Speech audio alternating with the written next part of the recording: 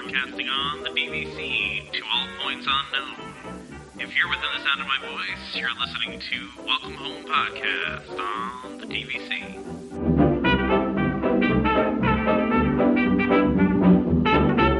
Hello and welcome home. Thank you for joining us on episode 58 of Welcome Home, a Disney Parks and Vacation Club podcast. I'm Tom, here with Trevor. No Damon today. Damon's, got some stuff he's got to do, so unfortunately we don't have Damon today, but we do have Trevor. Hey Trevor, how's it going? Hey, how's it going? Good. We do also have a special guest with us today. If you follow us on Facebook, you've seen that we've been advertising that this is going to happen, and after, I don't know, how long has it been, guys? Maybe like 4 or 5 months now? I think it was January the last time we had DVC Resale Market on the show. Sounds about right. Yeah. So we've got Marissa and Derek from DVC Resale Market, our friends and our sponsors. We love these guys, and but we have a new audience, right, all the time. So Marissa and Derek, if you want to give a little bit about your experience and what you do for DVC Resale Market, I think that would be great for the listeners. And then we're going to get into all these wonderful questions that our listeners asked. Yeah, awesome. So we are so excited to be back because Derek and I always talk about whenever we do a lot of different podcasts, and you guys are one of our favorites just because the listeners and the questions we get are awesome. Plus, so many of you, after our last podcast we did in January, have reached out to us, and we've got to help. I mean, we were counting tonight, probably like 20 to 30 families we were able to welcome home since January, which has been awesome. Great. And What's amazing with your listeners, too, is they don't just listen during like that podcast time frame that we release it. I mean, we hear from people as of last week, and our podcast was in January. So it's super cool to come on here because we get so many people who we're able to help out after the fact. So thank you for having us back. A little bit about us. Derek and I are part of the social media team here at the DVC Resale Market. So we're the lucky ones who get to do these podcasts and get to talk to all of you. And kind of one of the big reasons behind that is we were part of the speakers and presenters during our time at Disney. So we did a lot of the member cruises and member events. Derek and I actually did those together. So it's always fun. It feels like we're going back and doing a big Disney event whenever we get asked to do these podcasts. Just kind of a little snapshot of me and my time with Disney. I'm originally from California, so I started at Disneyland. All my West Coasters out there. Loved doing what I did. I did entertainment shows and parades, and then hopped on the Disney cruise ships. I met my husband cruising on the Disney ships and worked out there for almost 10 years. And that's kind of where I made Florida home. Got to work for DVC for almost 3 years. And then once I finished there, I worked directly as one of the guides there and one of the presenters. And then I was able to have a little baby boy, and it worked out perfect in timing that I was able to kind of cut down a bit on my hours, but also still keep that DVC side going. So I was close friends with Nick for years, so joined the company, and now I'm part of the resale team here. That's great. That's great, Marissa. I learn something more about you every single time we do one of these podcasts. I love it. I'm hurt that you guys go on other podcasts. I feel like I've been cheated on here. No. I'm kidding. We're still the favorite, Tom. She meant not DVC podcasts. These are like Game of Thrones podcasts and different shows. Okay, all right. I see. Don't worry, I'm kicking her underneath the table right now. Next week is Harry Potter. So. Right. You're allowed to go on other podcasts as long as we're the favorite. That's okay. We're good. Okay. Bingo. Exactly. So yeah, we are so happy, like Marissa said, to be able to be back and just talk with you guys again. You guys are like family. We love when we get to come on the show. And my Disney journey began all the way really back in like 1996, because I was actually one of the first 100 people to get married at Disney's wedding pavilion down there. I just saw my brick right out in front of the pavilion. And then I began my actual working for Disney, which wound up being almost 20 years. So I was the marketing manager for Disney Parks and Resorts and Cruise Line up there in Chicago, Illinois. Then I transferred over, actually became a DVC member myself in 1999 after countless trips, and I realized, you know what, we should take a tour of this Disney Vacation Club stuff because we keep spending money each and every year to come down here. So became a card-carrying member there in 1999. Actually then began working for Disney Vacation Club in Chicago, which a lot of folks, and I know we hear from so many of your great listeners all the time. I was actually at the very first preview center outside Chicago, Illinois, where you could learn about Disney Vacation Club in Schaumburg, Illinois at Woodfield Mall. There was a place called Disney's Doorway to Dreams, where you could actually take a tour of Disney Vacation Club and tour the villas. right after you're done buying a pair of shoes in the mall, you can go buy a $20,000 Disney Vacation Club membership. So it was a great 5-year run. So many families joined with us up there. It was incredibly successful. Then I transferred over and joined the cruise team, where I got to sail the world on over 100+ cruises, and that's where I really got to be great friends with Marissa. And like she said, we did all these member cruises together and all these events. And then an opportunity came about because I've got 2 little boys, and it was kind of one of those things where, you know what? I don't need to see Cozumel again for the 18th time of the year. I think I'd actually like to see my kids grow up. So I've been friends with Nick for a long time too as well. So it just, the opportunity came about, and it's just a seamless transition. And we are so blessed and absolutely love what we get to do, because we get to help people join Disney Vacation Club. And unlike at our time at Disney, we actually get to help folks sell their ownership, which is great. So it really is the best of both worlds. That's awesome, because I and just so everybody out there knows, like, I think it's important that they give you their background, because both of them works for Disney, both of them works for DVC. They know what they're talking about, right? So this is that these people are experts, and that's why we like to have them on. Besides, they're fun and sunny dispositions and excellent information they give out. These guys are experts. The fact that we've done other podcasts, we really are fun. I mean, now that you said that, I don't know. I don't know about you, Trevor, but I think maybe we should go and find another DVC company. Should demand exclusivity right now. Yeah, there we go. We're cool with that. Yeah. Well, okay, so we put it out there to our listeners, who are the greatest, as you guys always say. They're just the best. And we threw it out there on Facebook, hey, give us questions for DVC Resale Market, and we got a ton of them. And we can't ask them all today. We're going to try our best. But we're going to try our best to ask as many as we can. But if we don't get to your question, and I don't want to put, Derek and Marissa on the spot, but if we can't get to your question, please reach out to them directly. You can do it through Facebook, the chat on the website. You can ask these questions to them directly. They'll also answer them there as well. So if we don't get to you today, please reach out to them, and they'll give you all the different ways you can get to them if you need to. Mm-hmm. So Trevor, you want to ask a question? You want to go first? So I'll speak on behalf of Damon here, I guess, since Damon wasn't able to join us on this podcast. So he actually had a question for you guys. And, he's saying, with the fact that we now have the original 14 resorts, why would I consider resale on those 14 resorts now versus buying direct? Sure. It's a great question. Probably one we get about 700 times a day here at the DVC Resale Market, because, again, what makes your audience so great, and, again, that's why we're the #1 DVC resale company in the whole entire world. No one even comes close to us. And the reason is because of the internet, right? The reason is when folks learn about DVC, maybe they take a tour there at Walt Disney World, or maybe they talk to someone on the phone, or maybe they were on a cruise ship and attended a presentation. Well, the first thing when you're going to make a purchase of something of that magnitude is, I want to know what I'm buying, right? So I want to know what I'm buying. So when folks Google Disney Vacation Club, right, resale is going to come up. And of course, based on our popularity and the amount of volume we do, the DVC Resale Market comes up. So when folks start doing this, they do their research and try to figure out, is this going to be a good fit for me? And one of the big things that we did was back in January, right when we came on your show, was just, I think it was the day of, right, when they made that announcement. No, we actually were able to come on. We did it 2 days before. We found out broke information. The news. Yeah, we broke the internet. No other show had that. Yeah, no other show had that interview, by the way. That was an exclusive. That's how we know we're the favorite, because you broke that on our show. Yeah. That's how you know. Yeah, so that was where folks had gotten that word that Disney was going to put some restrictions on it. Meaning, in a nutshell, basically right now, if I were to buy a resale contract, I could use it at the 14 classic, right? The 14 current legacy Disney Vacation Club resorts. You're just not able to use them for anything new that Disney Vacation Club might open in the future, like, say, Riviera, or down the road, Reflections. So a lot of folks were kind of, almost panicking, like, at the time. That's why we did the amount of volume that we did in those 2 weeks that folks had to try to get their contracts in was staggering.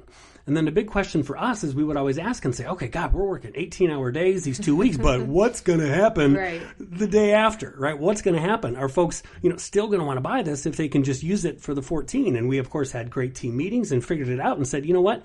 Absolutely they will. Because at the end of the day, those 14 Disney Vacation Club resorts, those are 14 of the best and most beloved resorts in all of Disney Vacation Club. Not taking anything away from maybe Riviera or anything else down the road, but these 14, because of where they're located, right, within walking distance to the parks, right, the Beach Club and the Boardwalk, you can walk to Epcot and the studios, or all the 3 monorail resorts, right? You've got Copper Creek, too. Forget, too, the West Coast, so you've got, I think a lot of people get confused with the restriction. Very good. The questions we get a lot is, well, can I still go to Vero Beach, or can I go to Alani or Grand California? And so all of that is within those. If you didn't know the list, if anyone's listening and doesn't know the list of the 14, that would be part of those classic 14. Yeah, and Vero Beach and Hilton Head. So again, it goes back to research that when folks realize, because the big thing too is there's so many myths out there, and we even had to do a blog on it, which you can go on our website and you could find it. It was the top 5 myths of buying DVC resale. You know, the big myths was, hey, well, I was told or I heard that if I buy with you guys, I could say maybe only use it at the resort that I buy at. Or I was told, or maybe I thought that I could only do this, this, or this. And the fact of the matter is, when they do their research, they come to us and say, you know what, Derek, for me to save, and Marissa, for me to save 30, 40, 50%, which translates into thousands and thousands of dollars, and I could still use it. I still have the same home resort priority, right? I could still book 11 months out at the resort I need. I could still stay at all the classic 14 Disney Vacation Club resorts.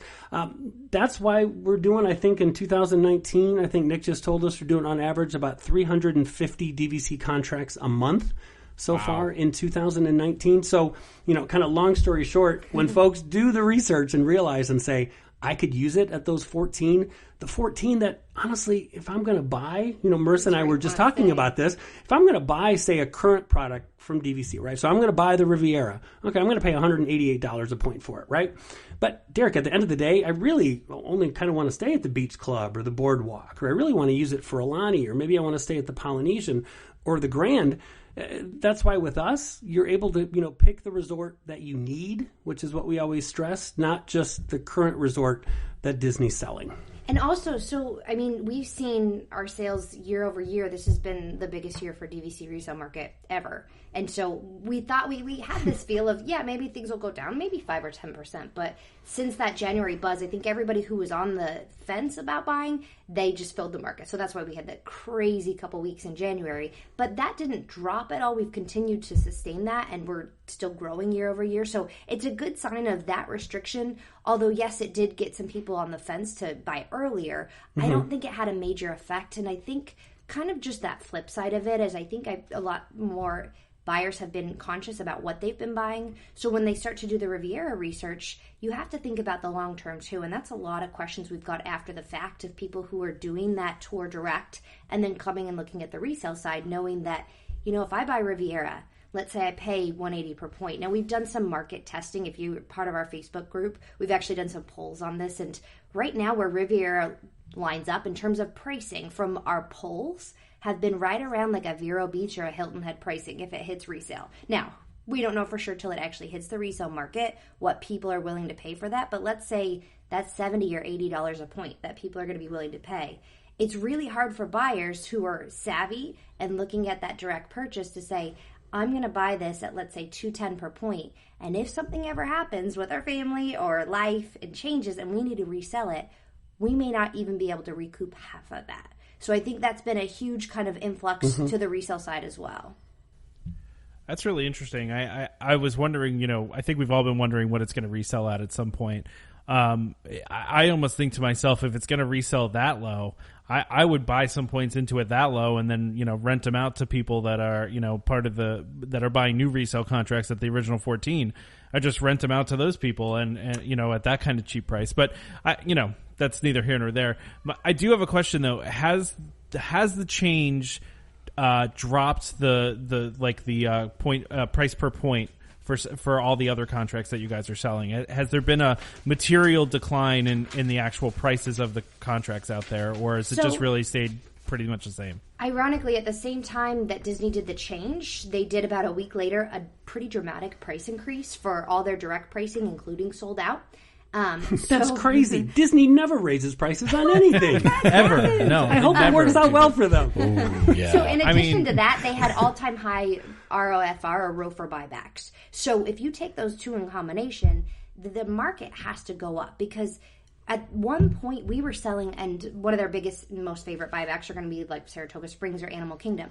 We were selling Saratoga and Animal Kingdom at pretty much ROFR rates. So at that point, the market has to increase. We even had buyers putting in above ask offers to pass that ROFR mark because they wanted to get through Disney's right of first refusal. So ultimately, Disney's going to determine the market, even if they're putting resale changes or restrictions. If they're continuing to buy back, there's a bottom line that people are going to pay for these things. So we've actually seen prices increase pretty steadily month over month. Each resort a little bit different, but I would say pretty steadily month over month.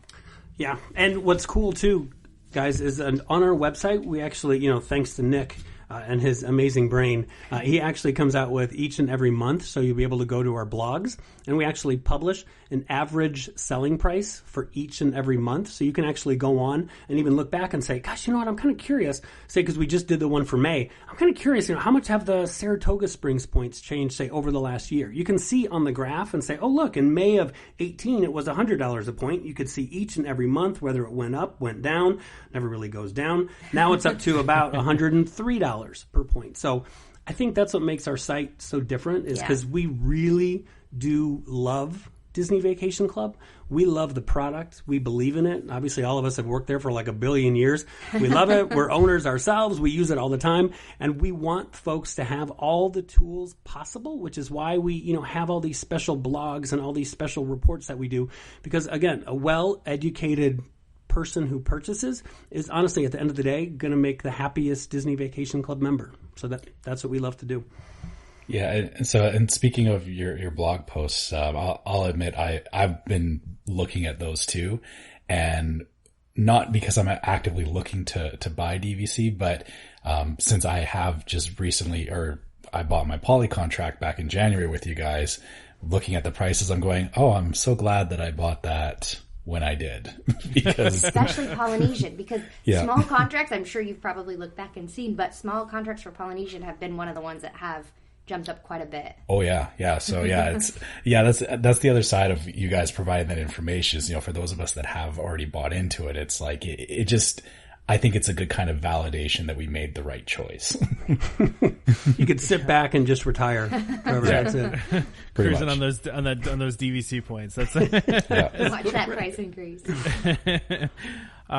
So we have a question here from Ellie, our listener Ellie. She said I would like them to take us through the entire process. Now, she didn't specify of selling a contract or buying a contract, but I think it would be good to go through the process of both, and as simple as possible. Obviously, we don't want to spend an hour here, but I know it's not that too super complicated here, because both Trevor and I have bought. We've never sold through you guys, but I think it would be useful to our listeners to hear kind of what the process is, the timelines, that kind of fun stuff.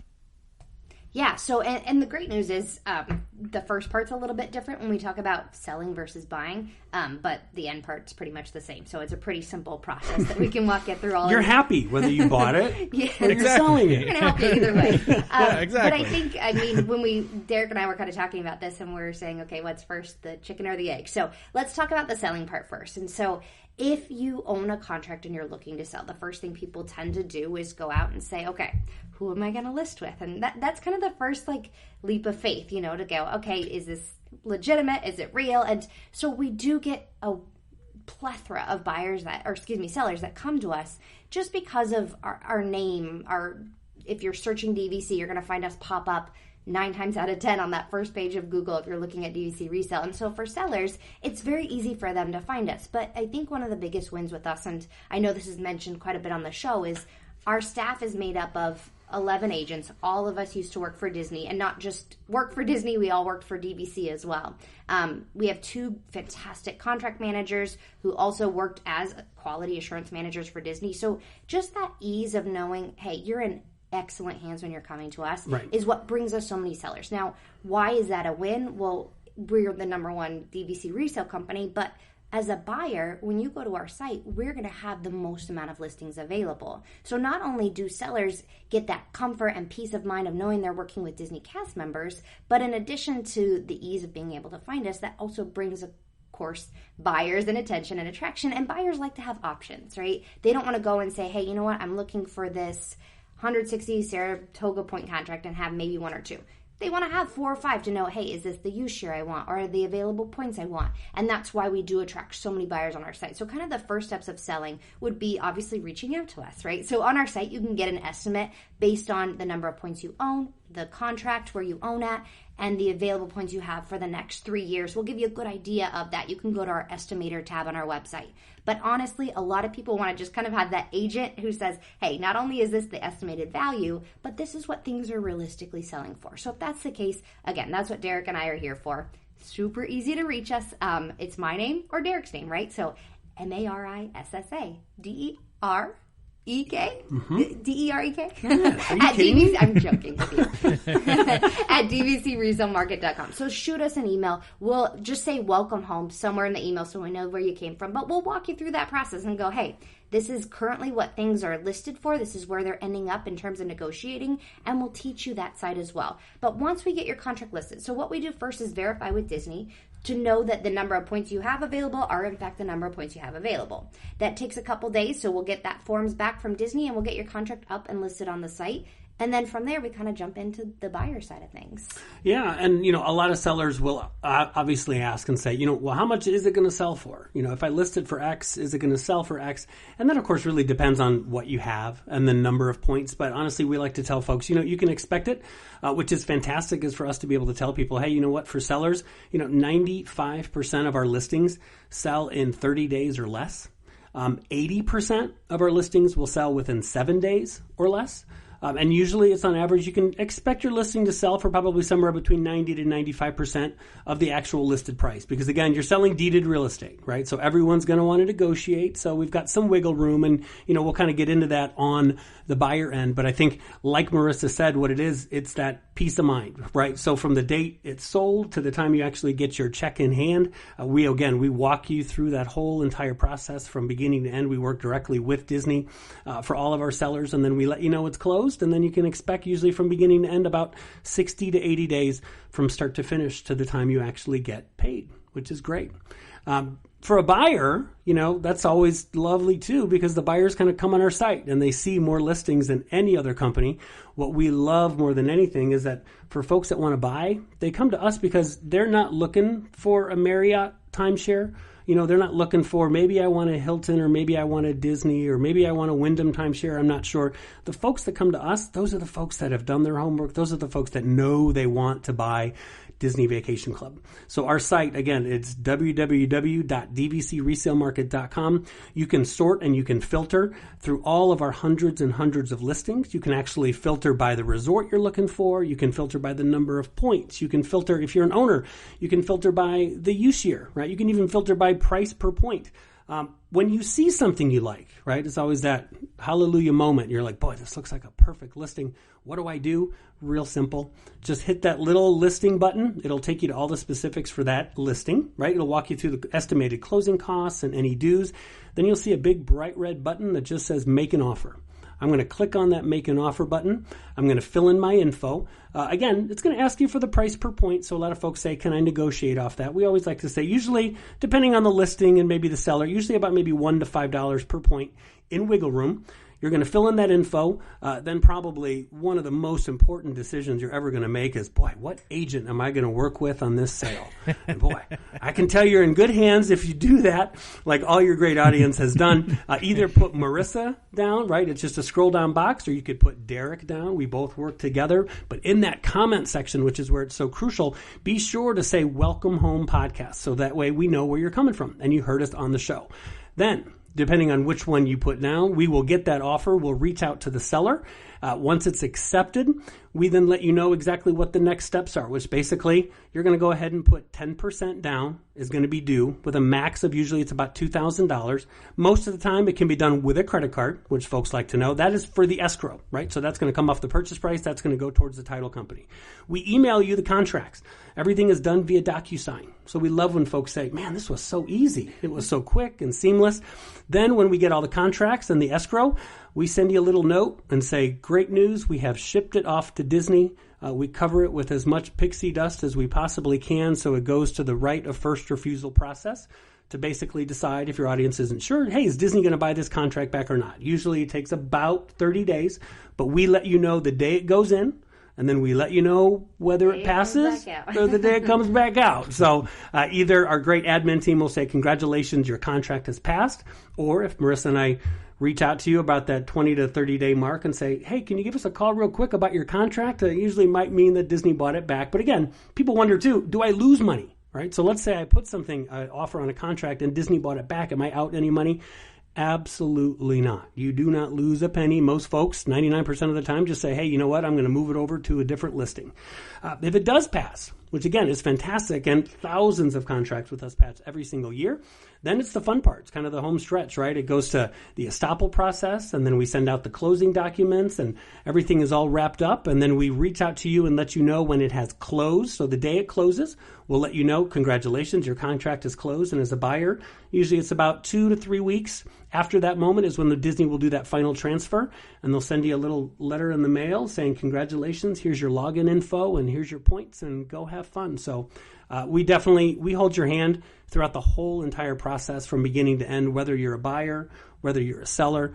I think always the best compliments that, we always get is folks are so happy, and they'll send us vacation pictures. I don't know if you remember, but we bought a year ago or 2 years ago. And especially when folks say, you know what, we love the whole experience so much, Derek and Marissa, because we got the Disney service, but we didn't pay the Disney prices. So that to us is always a great, great compliment to get. That's a good tagline. Yeah. Right? Derek came from marketing. Yeah, there you go. And no other podcast has heard that tagline, by the way. Oh, all right. Exclusive. Another exclusive. What was I going to say? Oh, yeah. It is way too easy to make an offer. Because when I saw a contract I wanted, I clicked on make an offer. I put in my offer. I think 10 minutes later, Nick called me because I put Nick down only because I didn't want to choose between you guys. I didn't want to play favorites.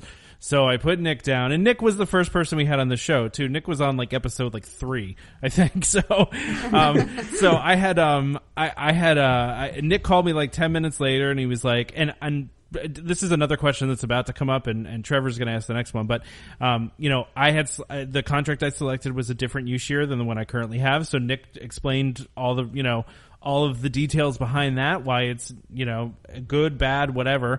And then I think within 20 minutes, I had an accepted offer, and everything was moving from there. And I was like, a half hour ago, I just clicked a button. I didn't think it was going to be this quick. I thought maybe there would be deliberations for weeks, like when I bought a house. But it was it was way too easy to spend all that money. But it was great, though. It was great. But anyway. That's awesome. And to reiterate that, I'm sure for our listeners, if they went back and listened to our January episode with you guys, that as we were talking, I put in an offer. Yeah, and you guys had it instantly, right? So yeah, Trevor literally did it during the episode. It was he put the offer in and it was sold before the episode was finished. Yeah. Yeah. So hopefully that answers Ellie's question on how the process goes. And really, I think to reiterate, it is super easy. And yeah, once you click that button and you start through the process, it's almost dangerous. Because that's what I'm saying. Yeah. It was dangerous. It was too easy. Yeah. Oh man, but it's in a good way. In a good way, guys. It's just it's a large purchase. Yeah, it's bad for my wallet, but good for my. Better than putting an offer and then not hearing anything for 3 days. So true. That's 100% true. Gone into cyberspace mystery. And that's what makes us, again, that just kind of to toot our own horn here, is that's what makes us great, because we're available 7 days a week. Right? We don't close on Friday, and you're not going to hear from one on Saturday or a Sunday. We both work on the weekends, and Marissa and I started working today. I started work at 9 a.m., and we're doing a great podcast now. So we're available 7 days a week. And again, like you mentioned too, if anybody has a question that they're not quite sure, we actually just updated our website, where you can actually go to our webpage, dvcresalemarket.com, and when you click on the button at the top where it says team, we actually updated all of our bios and put some cool little graphics there. We did a photo shoot at Nick's house and added some kind of cool graphics. You could see each and every agent that works for us and know a little bit about them, and it'll have their email address if you wanted to reach out to them directly. So yeah, it's very, very cool, very personable, and we are available 7 days a week. Yeah, that's super handy. So actually, speaking of availability and all that, so I'm going to jump ahead here a little bit. So Andrea was asking, she was wondering when or how often you guys upload new listings. She says she's looking for a small contract and was wondering how often she needs to stalk the site to find what she wants. So we welcome stalkers. That's okay. No shame. No shame. No we judgment. see them quite often, especially for small ones. That we get the question of, "Hey, you got any small Old Key West Extended or small beach club?" So these are the rare ones, right? So as much as we can all look out and have eyes everywhere and stalk the website, honestly, the very best tool you can have is going to be our app. So if you go to the App Store, if you have a smartphone, typically like iPhone or Android, if you go to the App Store and you just type in DVC Resale Market, you'll find our app there. So what you can do with the app, and just make sure you're setting all your search specifications. Sorry. Going to try to talk tonight. So just if you set all your listings, right? So you can say, hey, I'm looking for, let's say, for example, you're looking for a small beach club. What I would suggest is don't just put, hey, I only want 50 points or less. Do like 100 points. Give yourself some wiggle room that way in case, let's say, a 67-point contract comes available, you don't lose out on that. So just go a bit above your target market of what you're looking for. The next thing would be use year. Again, I would just go ahead and search all use years, especially when we're talking about small ones, because they are so rare. And then price per point. Just scroll up and go for the highest price per point. Because again, you don't want to miss out on, let's say, that perfect contract and it was listed for... It was just $1 difference. Right. $1 more than what you wanted to spend per point. So that's going to be the best tool. Now, what the beauty of the app is, the way our system works is the app will actually get a push notification, so it'll go on your phone. That typically is going to come in about a minute or two before the website does. So that's why the app is super crucial, because you're going to get that. And if you can click on that right away, it'll be before the website can properly load it, but you'll actually be able to go to that site. This is insider information here, but you can go to the site and see that. Now, if you see that, here is my recommendation, because what happens is a lot of times people go, it's my dream contract, it's perfect, I'm going to negotiate a couple dollars off. If that's the case, so let's say an offer comes in and it's $3 off. Then guess what's going to happen? If it's your perfect contract, it's going to be 5 other people's perfect contract. So within that 10-minute time frame, we now have 5 offers on this contract, and we have to go into a bidding war. So what happens with these small contracts is a lot of times they get sold for more than what they're listed for. On the flip side, if you find that perfect contract and you go in and you put in a full price offer, if the first offer comes in and it's full price, so not if it's the second offer that's full price or if the first offer less than, the first offer needs to be full price, we can officially mark it as sold on the site. So if you see that perfect contract, go in, put a full price offer, and then that contract is yours. So that's the best way of achieving that small contract search. It is exactly the best way and really the only way, because some of these contracts, honestly, they're like unicorns, right? Like for people that are I'm looking for that under 100 points or less at a beach club, at a boardwalk. I'm looking for an extended Old Key West contract. We have literally seen them. I listed a beach club contract for 50 points maybe a couple weeks ago. It was sold within, I think, less than 1 minute of hitting the app. You know, I'm sure someone had it in their car and they pulled the car over on the side of the road in the expressway and made an offer. But we cannot stress that enough, that again, make that offer, get that phone app, and that is the best and really only way, especially if you're looking for one of those, under 100 point super, super popular contracts. And one quick note on the app, we are continuing to, with everything on our site, we always want it to be the very top and the best. And our app has had a couple glitches here and there, so we are continuing to upgrade that. We should have some major upgrade on that in the next couple weeks. But again, regardless, it still does work, so go ahead and download that. Mm-hmm. Oh, yeah, it's a great app. Those alerts are crucial. Yeah, for sure. Yeah, I mean, they're fantastic to have those. I think, actually, that's how I ended up with my Animal Kingdom contract. I think I'd set up an alert, and then I got it on my phone, and then I made it, clicked on it through my phone and made the offer right there. So, yeah, the app alerts are fantastic.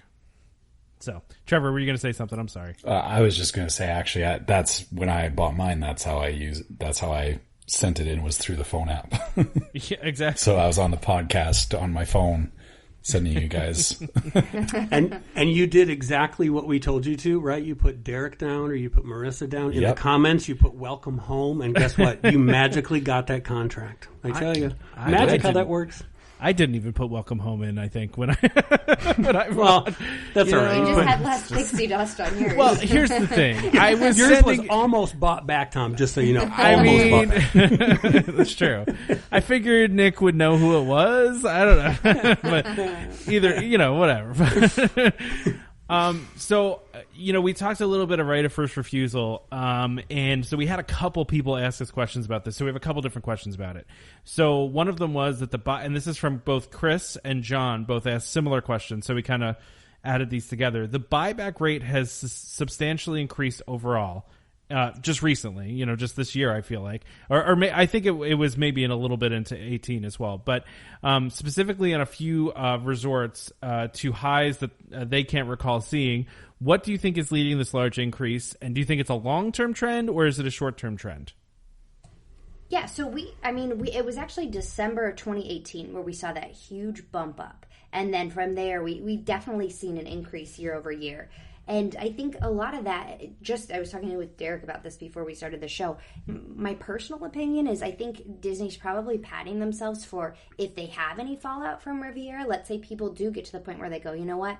I don't know if that's going to be the perfect contract for future reasons, resale value, all of that. I feel it's safer to maybe just go with something, let's say, for example, Saratoga, and go on the wait list for like a sold out option. So personally, I think that's why Disney has purchased so much back, let's say at Saratoga or Animal Kingdom. Number one, and we've talked about this a little bit on previous podcasts, but it's a good drop product. So it's going to be less per point, but it still has a good amount of years left. In Animal Kingdom or Saratoga, you're hitting 2054, 2057. They're priced, again, they're going to be, where are we at current direct prices? Do you have that right in front of you? Yeah. So in terms of like current direct prices, Disney's got Saratoga at $160 per point. They've got Animal Kingdom at $176 versus, again, we're getting into the low 200s per point. So if somebody's saying, hey, I love this concept, I want to join, what's a good drop option? I think that's where they're going for with this. And then, of course, the increased popularity with Beach Club and Bay Lake Tower. We've seen those two. I think almost all of 2018, they didn't touch either one of those. No. And then that December up until now, they've really had a lot of interest on those two as well. Always interests me with Beach Club because there's so, I don't want to say there's so few years because it's still a lot of years, but it's a decently short contract compared to everywhere else. It's so funny. I was just talking to someone today, Tom, that was calling up, and they love the Beach Club, and they're thinking about joining, and they're like, we're reaching out to you guys because, again, Disney was going to have to put me on a wait list for the Beach Club, and it was some extraordinarily high price. And he kind of mentioned to me and said, yeah, you know what, my only hesitation was kind of, it's just the amount of years left. And what I was trying to stress to him, too, which he totally got it. It was like, you know what, people see value in different ways. Every family's different. Some folks see when they purchase DVC, they say, you know what, I want the best value, right? I want the lowest price per point. That's going to give me the best value. Other families say, I want something with cheap dues. Great. Other people say, I want the number of years. I don't care where it is. I just want the number of years. That's where I'm going to find my value. But for folks that truly love certain resorts, and I say Beach Club, Boardwalk, right? Even perhaps maybe even the Grand Floridian, right? But for those Beach Club and Boardwalks in particular that both expire in 2042, they see the value. They don't care about that it expires in 2042. They want to know that they're going to be able to book and get into the Beach Club every single time that they want. They want every vacation to be exactly where they want to go.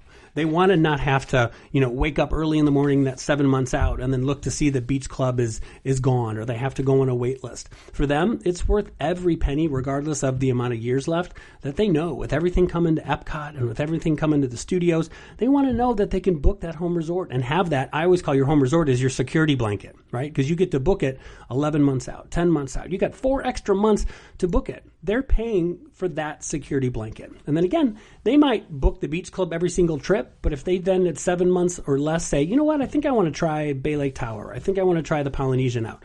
Great. They just take off their security blanket and then transfer over the reservation. But yeah, value comes in different ways for different people, and that's what makes DVC so special. That's awesome. To continue the discussion around right of first refusal and value and all that, we actually have another, like a follow-up question to this. So Tim was asking, what makes a contract appealing to Disney other than the price per point? And things like, do they like strip contracts? Do they like dues being prepaid? Like, I guess for those people that are looking for these kinds of contracts, what are the things that Disney's looking at? Or do you guys have visibility on that? Yeah. So, we published this, to be honest, the last couple months, that because of the buyback rate going up so high, we haven't detailed it as much as we usually do in our blogs. But if you go back to probably, I think, March or earlier, we have actually detailed every single purchase. Lately, we've just been giving an average just because we have had so many of those buybacks happen.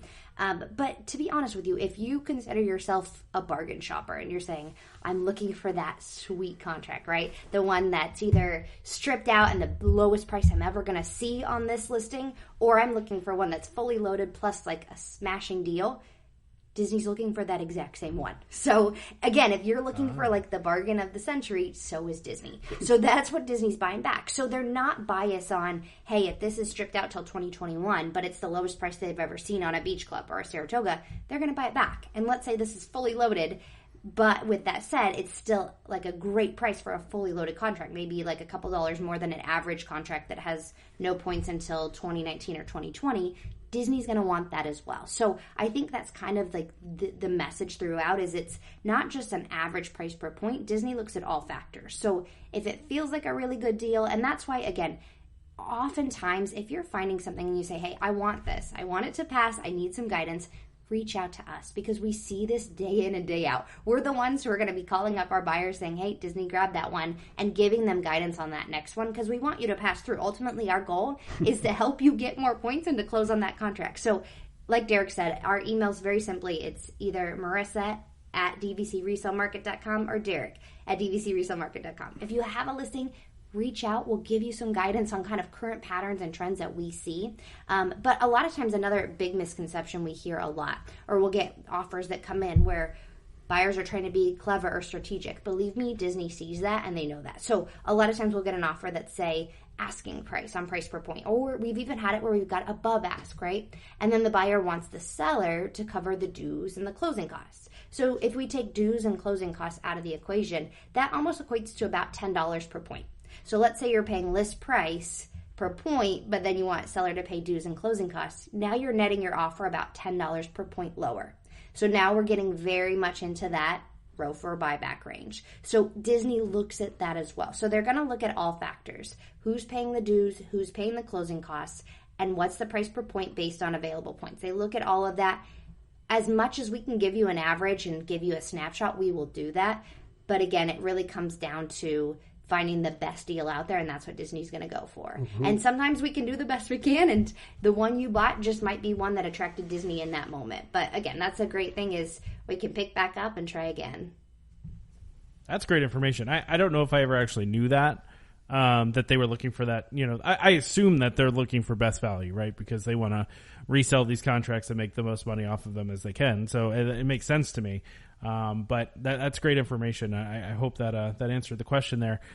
So you were talking just about closing costs, fees, taxes, all that fun stuff. We actually got a question about that too from Jeremy, who was asking, I'm wondering about taxes, fees, and closing costs. If I see 100-point contract for $100 a point, I'm thinking I need 10,000, but how much would I actually need to close this contract? So obviously you can't give us exact numbers on this, but if you could give us a kind of a ballpark that people can expect for the fees and all that other stuff, that'd be great. Sure, I can help Jeremy out with his $10,000 that he wants to spend with us. So yeah, if he can give it to me too if he wants. I mean, yeah, you know, right. We're here for you, Jeremy. Yeah. Again, kind of going back to that easy, simple buying process. As you know, let's say he finds that listing that looks perfect. He's going to click on it. He's going to hit that make an offer button. When it comes down to, well, how much money do I need up front? Again, real simple and easy. In that first 7 days, just going to need 10% down with usually a max of $2,000, right? That's going to go towards the escrow. That's going to come off of the purchase price. A buyer will always pay the closing costs. And then again, as stated on the listing is where you're going to say, do I have to pay dues? Again, dues are not due when you purchase the contract. The only thing that's due in that first 7 days is just that 10%. Max of $2,000. That's going to go towards the escrow. And again, the balance due is going to be due at closing. So that's going to be at closing, which is in that 60 to 80 days. We do not have any hidden fees for a buyer. There's no, administrative fee. There's no fee to make an offer. Any additional fees that there would be would come if perhaps you obviously financed it, right? So if there's going to be any lender fees, you definitely want to reach out to one of our great financing partners that we have that you can get to it from that page. But in terms of Jeremy, how much money do I need? Again, 10%, max of $2,000 in that first 7 days, which most of the time you can even do that that with a credit card, maybe even for a small, I think it's like a $45 fee sometimes not.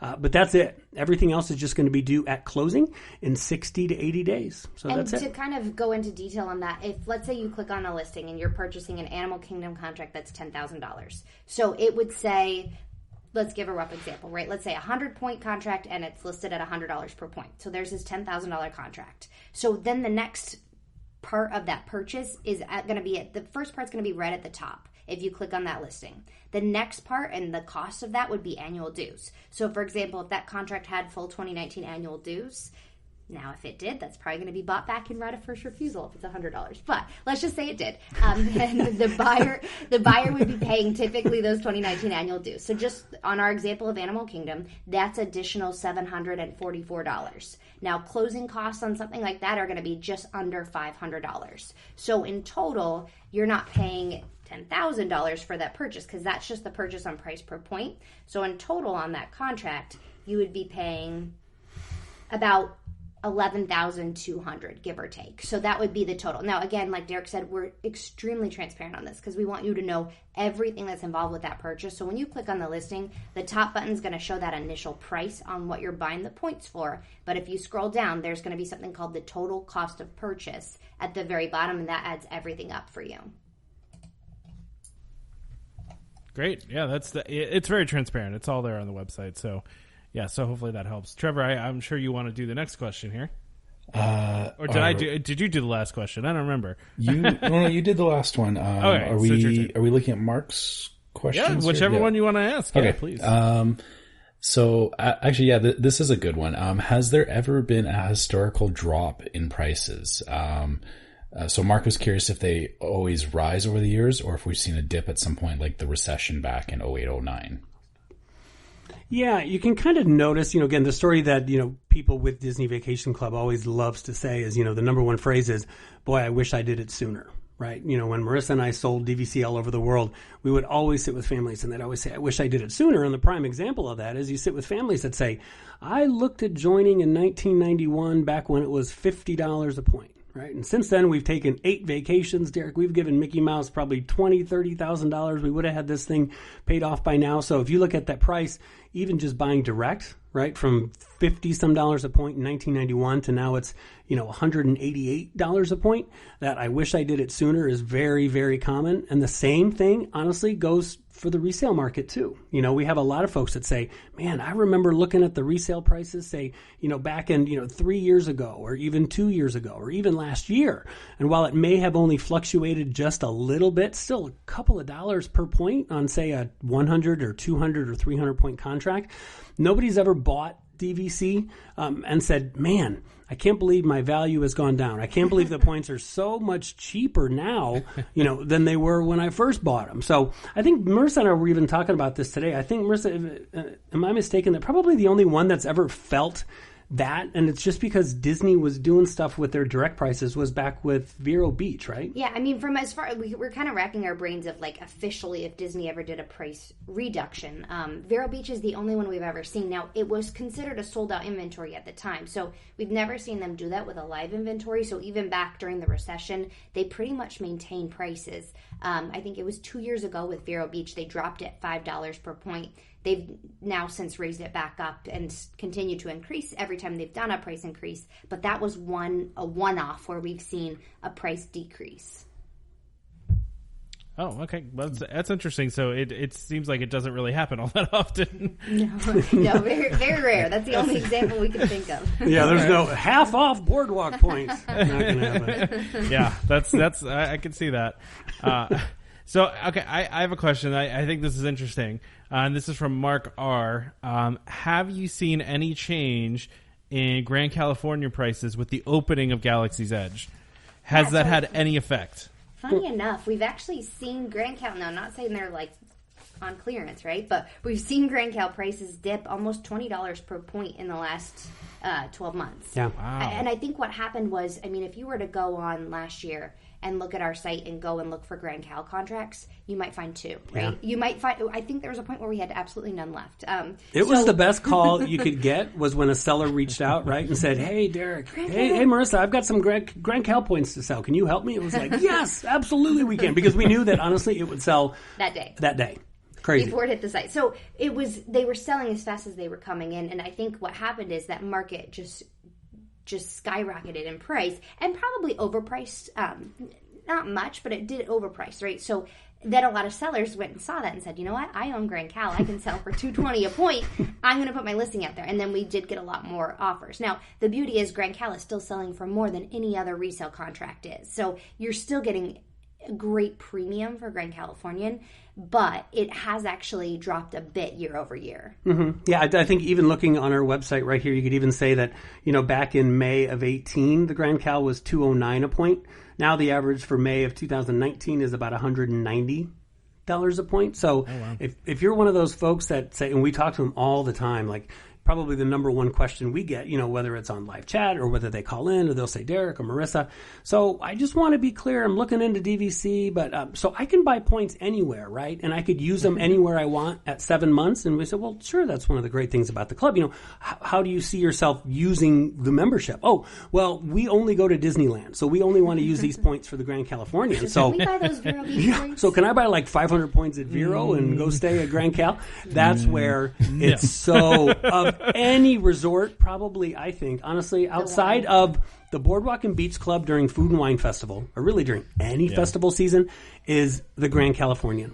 If you see yourself using points and wanting to use points at the Grand Californian, it is absolutely critical that you purchase points at the Grand Californian if you're going to be able to book 11 months in advance. Again, as your audience knows, they're super smart. There's only one DVC at Disneyland. Right? You got in Florida, you got almost 10 to be able to pick from. And there's not one coming anytime soon. So that is your one and only choice. So that's why it's still an amazing deal and so important to purchase the Grand Cal if that's where you see yourself wanting to stay. Yes. So no Star Wars bump, though. Nothing changed with Star Wars. Now, just as a follow-up, and I'm not trying to jump in your spot here, Trevor, but have you seen any difference with Star Wars coming up at Disney World? Has there been any change to the market for Beach Club and Boardwalk, since those are ostensibly the closest two resorts, pretty much, besides, what Caribbean is closer to Hollywood Studios. I don't know. I'm thinking geography in my head. But anyway, I was wondering if you've seen any difference with those two resorts with Star Wars coming up. Yeah, so we, on the flip side of that, we actually have, Boardwalk has increased almost $11 per point year over year. Beach Club has gone up in terms of value. Beach Club prices haven't gone up a ton. But the demand has gone up way higher. So if you go to our site, we maybe have 2 listings right now for Beach Club. So if you own Beach Club, it's a great time to sell. But yeah, so the demand. Those are both of my listings too, and they're really, really good. So if you want to take a look at it. I love the plug. That's here. Fantastic. That's a good plug. Yeah, I think Boardwalk, we've definitely seen a price increase. I think honestly, it's hard to even tell for sure with Beach Club the average price increase, just because we haven't had the inventory to sell it properly in the last 2 months, just because the demand has been so high. I think in combination as well with Beach Club has been that Disney has actually been buying that back, which is quite surprising. So I think where they haven't been buying back Grand Californian. So I think because of that has also increased that demand for it, because now we have people who have bought, right? And then Disney bought it back and they need to find something new. So not only do we have our regular buyers who want to buy it, but we also have a lot of Rowford buyers who want to buy something that Disney had bought back from them. And we obviously do, we help thousands of members that want to add on. And probably the most popular resorts that members who've been members for a while that they want to add on is they know the pure joy of trying to get into the Beach Club or the Boardwalk at that 7-month window, right? So they reach out and say, listen, I'm looking for a contract. Maybe it's every other year. I'll buy 100 points, 150. But Derek, it is becoming impossible to get into the Boardwalk or the Beach Club at that 7-month window. So that's what makes it great. And I can tell your audience too, it's not going to get any easier. There's more exciting stuff coming to these parks at Epcot and the studios than I think ever in the history of Disney World. So those resorts with that prime real estate, you don't have to worry about a Skyliner in the middle of summer. You could just walk over to the parks. It's fantastic. So yeah, that's a huge, huge reason is that we help thousands of members add points to their ownership as well if they determine that they might have a favorite resort that they want to try to be able to get into more on a regular basis. Okay, so we don't necessarily know if that's attributable to Star Wars or just all the stuff that's coming, right? There's just, and those resorts are popular anyway, right? So I think it's in tribute to the Ratatouille ride that's coming to France. I think that's it. Yeah. Yep. Yes, it's coming. Oh, okay. I'm excited for that. I'm very excited for that. I'm excited for it. I'm excited for a new dark ride always. So go ahead, Trevor, with your next question here. So I guess kind of in the same vein of, current things or current events affecting DVC prices. So Sarah asked us the question of, do you think that the annual pass increase will have any effect on DVC sales? No, and to be honest, I mean, Disney has to keep increasing just because of the demand and the amount of people coming into the parks. They're going to increase as long as they have people coming in. So they're going to keep those ticket prices going. And I think with anything with Disney, we've seen it in the past with even DVC prices. When they raise prices, the demand just continues to grow. So as long as they're able to do that, and I think they probably have tons of people on their finance team and marketing team to determine, hey, is this the right timing to go ahead and increase this? They've done the back research on this. So not only do I think it'll change park attendance, I don't think it's going to have any effect on DVC or resale. No, and honestly, my opinion is, I think even more important if I was on the fence about buying DVC, is not how much the annual passes are going up. I'd be looking to see how much are the hotel prices going up. That's what you want to look at. You want to look up to say, man, I remember 5 years ago we paid X amount to stay at a value resort. How much is that exact same resort and that exact same room now plus tax? That's what really helps drive sales for Disney Vacation Club, and that's what every owner always says. It's the best thing we ever did, right? And it's probably, again, a good time. When Disney does any sort of increase, right, they don't just do like, hey, let's just do a small increase here. The reason they're doing an increase is because there's too much demand, right? So if they're doing it for annual passes, you better believe what does their next round of increase going to look like for their direct pricing on DVC. So for, again, those people on the fence, whether you're looking to add on or you're looking to purchase for the first time, this might be a good sign to go, let's do this now before Disney does their increase, which is typically in January. And we see that affect not just direct, but also resale prices. Yeah. For sure. Go ahead, Trevor. Yeah, I was going to say, to give it a bit of perspective too for anyone listening to the podcast. So before I bought into DVC, we stayed at the Grand Californian, just paid for a room there. And I paid $230 a night to stay there. So this was quite a few years ago. And if anybody has looked at the price to stay at the Grand Californian today, it's, well over $500 a night. Whew. So yeah, to reiterate what Marissa and Derek have been saying, I wouldn't, look at things like annual passes and everything as a reason to, not buy into DVC because there's, you save a lot more money otherwise. Yeah, no, I think that's a good point. And, it's, you guys understand because you live, I mean, your whole business is supply and demand, right? And that dictates the prices, right? And I've always said this with everybody looks at Disney raising, prices of annual passes and they immediately, the first thing they think is cash grab, right? Like, oh, Disney wants more money. Of course they want more money, but there's also it's supply and demand. It's basic supply and demand, right? And I think Disney figured out a long time ago that crowded parks are not good it's not good for them even to have super crowded parks because people are unhappy. They don't want to come back again. And that people don't want to come back. Right. So, and kind of to what you're talking about, they're going to keep raising prices until demand goes down. Right. And that's how it's going to go. And it stinks. Nobody wants to pay more for anything. I don't want to pay more for my annual pass. I get why people are upset about it, but like you said, it's with this huge demand and even with all this new stuff that they're adding, it's just going to continue. I mean, with more and more demand for these parks, so they're going to keep raising the prices. But I mean, tickets are a place where they have lowered prices before, or they do promotions, or if they need to gin up some demand, they know how to do those things too. So, but anyway, I appreciate that answer. I think that's a good thing for people to hear because I think a lot of people don't realize the motivations behind those increases sometimes, and that Disney is not always just money hungry. I mean, they are. They like their money, but it's also part of supply and demand as well. So I think we should do one more question because we've had you guys for about an hour now, and I don't want to hold you forever. But I think we should do one more question here, and then let you guys go. So I want to ask you. Let's see. Let's say so. This is something that came up when we were talking to you guys before.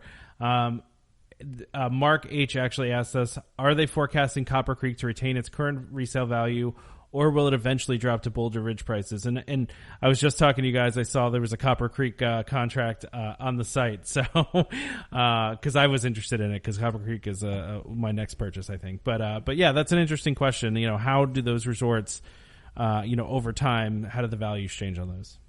Yeah, so I think like with the comparison of Copper Creek and Boulder Ridge is Copper Creek has 26 more years, so it's always going to hold a lot higher value. That's a huge factor into what people look when they're purchasing is the years remaining on the membership. Now, what we've seen with Copper Creek in terms of like demand as well is it's sitting right there currently with those monorail resorts. So with Copper Creek, kind of the beauty of it is it does have the longest term membership that you can find on resale. It's not officially on monorail, so it's not a Polynesian, a Bay Lake, or Grand Floridian. Now Grand Floridian, we have seen prices jump up quite a bit, but Bay Lake Tower, Polynesian, and Copper Creek right now all sit about the same, and I would imagine for the time being, they're all going to stay pretty close to that unless we see the market flooded. But Copper Creek's so small, we probably won't. Yeah, and it's one of those things where folks, ask and say, well, when am I going to see some points on the resale market for X resort? And for a while, it was, of course, Copper. But as always, it takes a while. I mean, it takes a while for the resale market to actually get points on something. I mean, I remember a while ago, it was like, man, it's hard. We're not seeing a lot of Polynesian. Now, after folks have had the membership for a couple of years, right, they're going to figure out, A, is it a good fit? Or B, financially, can I continue doing what I'm doing? If they can't, then that's when they reach out. So, I mean, at least me, I'm starting to see a lot more folks looking to sell their Copper Creek, which, again, that's why our inventory changes all the time. We can sometimes get guys up to, 90-plus listings in a single week. So we get a lot of listings every single week. So, yeah. Well, that's great. So I appreciate that answer. Before I let you guys go, Trevor, is there anything else you want to ask before we let them go? No, I think we've covered off a lot of what we wanted our listeners to get answers on today. So thank you for that, guys. Yeah, and I want to read this email from one of our listeners before you guys go, just because it involves you. So I feel like I should read it. So this is from Mike, and Mike, he said, just wanted to update you on my DVC journey. I wrote in almost a year ago with a ton of questions, which you all graciously answered. On my trip in May, I rented out points as sort of a test drive for DVC. I took the tour as well, and although I was pretty settled on buying resale, I was still on the fence about buying 75 direct points now. I decided the extra benefits are worth it to me. So as of May 31st, I officially became a DVC member with 75 points at Copper Creek. Since this happened early in my trip, I was able to take full advantage of some of the benefits, including the discounts, Epcot Lounge, Top of the World. We had 10-day tickets, which we upgraded to Annual Pass Gold for a whopping $56 per ticket. That upgrade is the best, by the way. That's just, really nice. I don't even know how many people know you can do that, but you can. You can upgrade to an annual pass and just pay the difference between the tickets that you already bought and then what the pass is. When I got home, my first DVC stay, he booked his first DVC stay for January at Bay Lake Tower, and he's currently working with Marissa, DVC Resale Market. So Marissa, shout out to you. And he has an accepted offer on a contract at Saratoga. He's waiting on right of first refusal and hoping that this one gets through. The team at DVC Resale Market has been amazing, and the process is incredibly simple. I want to thank you all for being a huge resource on my journey from learning about DVC to now becoming a member. Keep up the great work. So I just wanted to read that, guys, to you guys before we adjourned. That is awesome. Yeah, we're so excited to see that email. It's awesome. I love that. Marissa's husband writes the best emails. You can imagine that I got a good email. So good. That's funny. Ow! Oh, that's really funny. The funny thing is, after this, we have the ad for you guys, since you're sponsoring this episode too. So, look at that, like 2 for 1. Yeah, it is. Us, guys. Yeah. But thank you guys so much for coming on. We really appreciate it. I know absolutely. our listeners get so much out of this. So No, we are so grateful. I mean, we love truly it. get so We get excited when you reach out. We're like, do you want to come do it in the office, or should we do it from your house or my house? We love it just because the response, every time we come on, and most importantly, we just have such fun with you guys, and your audience is so smart and has such great questions. And again, for those folks that feel like they may have questions or might even be ready, like the folks that still listen to the show, just hit that make an offer button. And again, we always want to attribute it back to this show because that's what we love to be able to do. So we can go to Nick and say, Nick, this is the perfect podcast. No other podcast comes close, Nick. This is the only one we have to work with. That makes sure that when you make an offer, make sure that in that scroll down bar, right, put Derek, or you can put Marissa, but most importantly, in that comment section, be sure to put the Welcome Home Podcast because we absolutely treasure our time with you guys, and thank you so, so much. Yeah, and Trevor, I don't know if you want to say anything before we go, but if you guys do have additional questions, please feel free to reach out to them through the website or through their emails. I think they mentioned them a couple times. But Trevor, I don't know if you want to say anything else before we let them go. Yeah, I just want to reiterate, we love you guys so much. Like we have a blast when you guys come on the show, and we love hearing how much that what we do here affects what, like, you guys being able to do resale and everything. So thanks so much for joining us today. Oh, Thank you for having us. We love coming back, and again, your guys' audience is awesome. The questions we get are the best, so we love whenever we get the chance to come on. So thanks for having us. Thank you. Great, thanks guys, appreciate it. And hope you guys have a good one. And I'm sure we'll talk again soon, and we'll hear from our listeners too. So. We're happy to come on each and every week, I mean, we could try for that. Derek's going to join the podcast. Yeah, I'm going to join. Well, we do it every other week, so that those in between weeks will be kind of awkward. Yeah, A little ambitious there. Yeah. we used to do an in between show, and then we ran out of time. So Just enough. It's just the right amount to leave them wanting more. That's what we love. that's what you do, right? All right. Well, thank you guys again. Appreciate it, and we'll talk again sometime soon here. Those guys are just the best, aren't they? I mean, Oh, yeah. Seriously. we just love working with them, and they just are just the best. We're lucky to have them as sponsors and friends of the show, honestly. Yeah, so much fun. I'm always excited when I know we're having them on the podcast because we have such a good time. Oh yeah, for sure. Yeah. And actually, this is probably a good time to do the ad too for them. So yeah. So I'll just go ahead and do that right now. Right? All right, go for it. Let's do it. DVC Resale Market is the leader in the DVC resale industry with 11 former DVC guides and 2 former Disney Vacation Club quality assurance managers. We just talked to a couple of the former guides right now, so you know that they're there. If you're thinking of buying DVC, browse the largest selection of DVC resale listings anywhere with DVC experts on hand 7 days a week to answer your questions. If you're thinking about selling, turn to the friendly professionals at DVC Resale Market, where over 98% of listings sell within 30 days, and nearly 3,000 contracts were sold in 2018 alone. So as you heard Marissa and Derek say today, go to dvcresalemarket.com or call 1-844-DVC-PROS, which is 1-844-382-7767.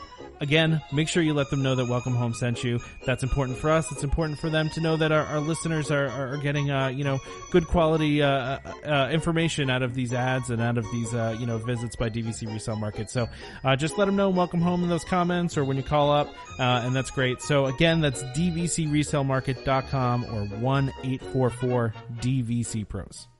So, great. Awesome as always. So much fun. So, we've talked about just DVC for well over an hour here. So we probably lost all the people that don't care about DVC. But hopefully that's okay. I mean, no, that's not okay. But it's. I'm sorry, I didn't mean that. Yeah, no, it's okay. Let's change gears here a little bit because we do have some listener emails that we didn't get to last week. So we had the one from Mike there, which I mean that's so awesome that that Mike was able to get in contact with DVC Resale, and just hearing how far it's come it's kind of mind blowing to me that we've been doing this podcast as long as we have, that people are coming back a year later and telling us these stories. I'm just shocked that we've helped anybody.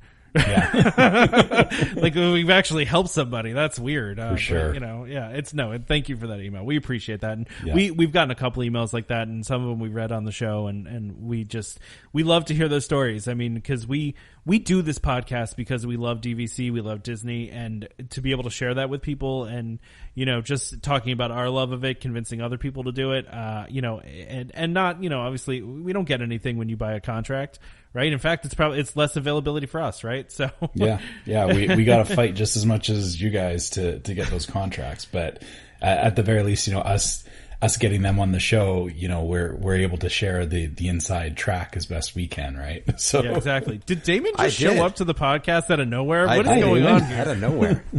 Yes, yeah, just did. all of a That's what I sudden. kind of told you though. Like I was. Well, DVC Resale Market just left, so now we're talking Disney stuff. So we asked your question, though. We did ask your question. Well, that's interesting. I won't listen, so you might as well tell me. Well, you only listen when you're on it, right? I don't think I ever listen. I really? I listen to other podcasts. I have some other Disney podcasts that I like to listen to. It's like they say, with musicians, like, a lot of hip hop musicians only listen to jazz. I don't know, Is that true? Maybe there's something to be said. I don't know. But anyway, so the quickness is that what did they have to say? What's the rehash? I don't remember. We asked your question way back at the beginning. The very beginning, that was a long like an time hour ago. ago. That was a long time ago. Yeah, I can't remember what they answered. Go rewind and go back and listen to it. But we'll tell you later, Damon, when I remember. We were just gonna. Trevor was just about to read a listener email about Star Wars. Okay. Yeah. So this was so Gina wrote into us about Galaxy's Edge. So Gina says she's a Disneyland annual pass holder. She went to Walt Disney World for the first time in 2001 and back almost every year until 2017, which I wish I was doing that all from 2001. That's awesome. So she says, after that she got married, she bought Copper Creek, and she wanted to let us know that she's been binge listening to the podcast from January 2019 up until now. And I think she said she's almost caught up as of a couple of weeks ago. So I'm wondering she might actually be caught up at this point. She could be caught up by now. Yeah. But so the main reason she wanted to write is that she wanted to let us know about the opening of Galaxy's Edge. And she wanted to tell us that the reservation system was awesome. She got to ride Smuggler's Run twice and eat some of the Batu food. In her opinion, it needs some work, which, I mean, that's fair. It's a launch thing. So I'm sure they've got to do some tweaking to it. I feel like the first 3 weeks with the reservation system was almost like their soft opening in a weird way. But did she mean the reservation system or the food, though? I think the food is what she was saying. She said, I think she was saying the food needed some work, which I think that's fair. I don't know of any place that's opened the up. Pandora food was pretty good from jump. Was it? It's still pretty good too. I ate there on my last trip, and it's good. It's good. So anyway, sorry. Okay. So yeah, I mean, so that's fair. She says that the Disney Play app is a must and could keep someone busy for hours. Disney, I like that. Disney. It's a new word we just invented. Yeah. I'm surprised they don't have that trademarked. Yeah. That's got to be a thing. Yeah. So yeah, she said, definitely get the Disney Play app. Hold on. On a separate note, Disneyland is completely separate and empty because all the pass holders, except for the top tiers, Signature and Signature Plus, are blocked out. So, the interesting thing is that anyone who's listening to this podcast when this goes up, the reservation system is going to change. So it'll be interesting to see how this plays out over the next couple of weeks from her experience. We're actually going to talk about that in a topic in a few here. Yep. Yeah. So we'll get back into that. But she was saying this as of the launch of Galaxy's Edge. So starting from Monday going forward, it's going to change, a bit. So, oh wow, we got a bunch of stuff from her. Wait, did you guys start at 6:00? Yeah. So you're already an hour and a half in? Well, an hour and 13. Oh, okay. Yeah. So, okay. So, sorry. Yeah. I'm just reading through all the notes here that Tom gave me on this email because there's a bunch of different spots here that were broken out. She goes on to mention that so if you're going to Disneyland, the Star Wars launch bay is completely separated from Galaxy's Edge. So we have the launch bay in Hollywood Studios as well, but it's kind of close to where Galaxy's Edge is. The launch bay in Disneyland is like on the other side of the park. So keep that in mind if you want to go meet Darth Vader or Chewie or whatever, that's a separate thing from going to see Galaxy's Edge. So that's a good thing to note for anyone that hasn't looked into this deeply yet. She also goes on to say that Galaxy's Edge has a very immersive feel to it, like Pandora. And hold on, I'm sorry. It was a long email. Yeah, I'm trying to read like 3 sentences ahead, and I keep tripping myself up. So. She seemed to like it a lot. Maybe we yes. could just, She really liked it. She's excited for Hollywood Studios, and I'm planning to enter. She's going to do the 6 a.m. Like I'm going to try to do. Yeah. So she's saying, for Hollywood Studios, she wants to, or she thinks rope dropping because she thinks that 4 hours wasn't enough in Disneyland, which. Wait a second. We have breaking news here, though. Did you just see that email that came through? There's an email that came through? Breaking news. Breaking news. We need to interrupt the podcast here. So Marissa sent over a message and said, so funny enough, Derek and I are the only ones who work on Sunday nights, so we missed a company call during the podcast. I just called them back. They were putting in an offer because they heard us on Welcome Home podcast in January. Thanks again, guys. That's breaking news. That's funny. That's breaking news. That's sorry to interrupt you, Trevor. I mean, you're rambling a little bit, so I don't feel so bad. I know. I'm sorry. I'm sorry, guys. That I totally butchered this email. I think it's a great email from Gina. We appreciate it. It sounds like she had a good time. So, The summary is, check out Galaxy's Edge.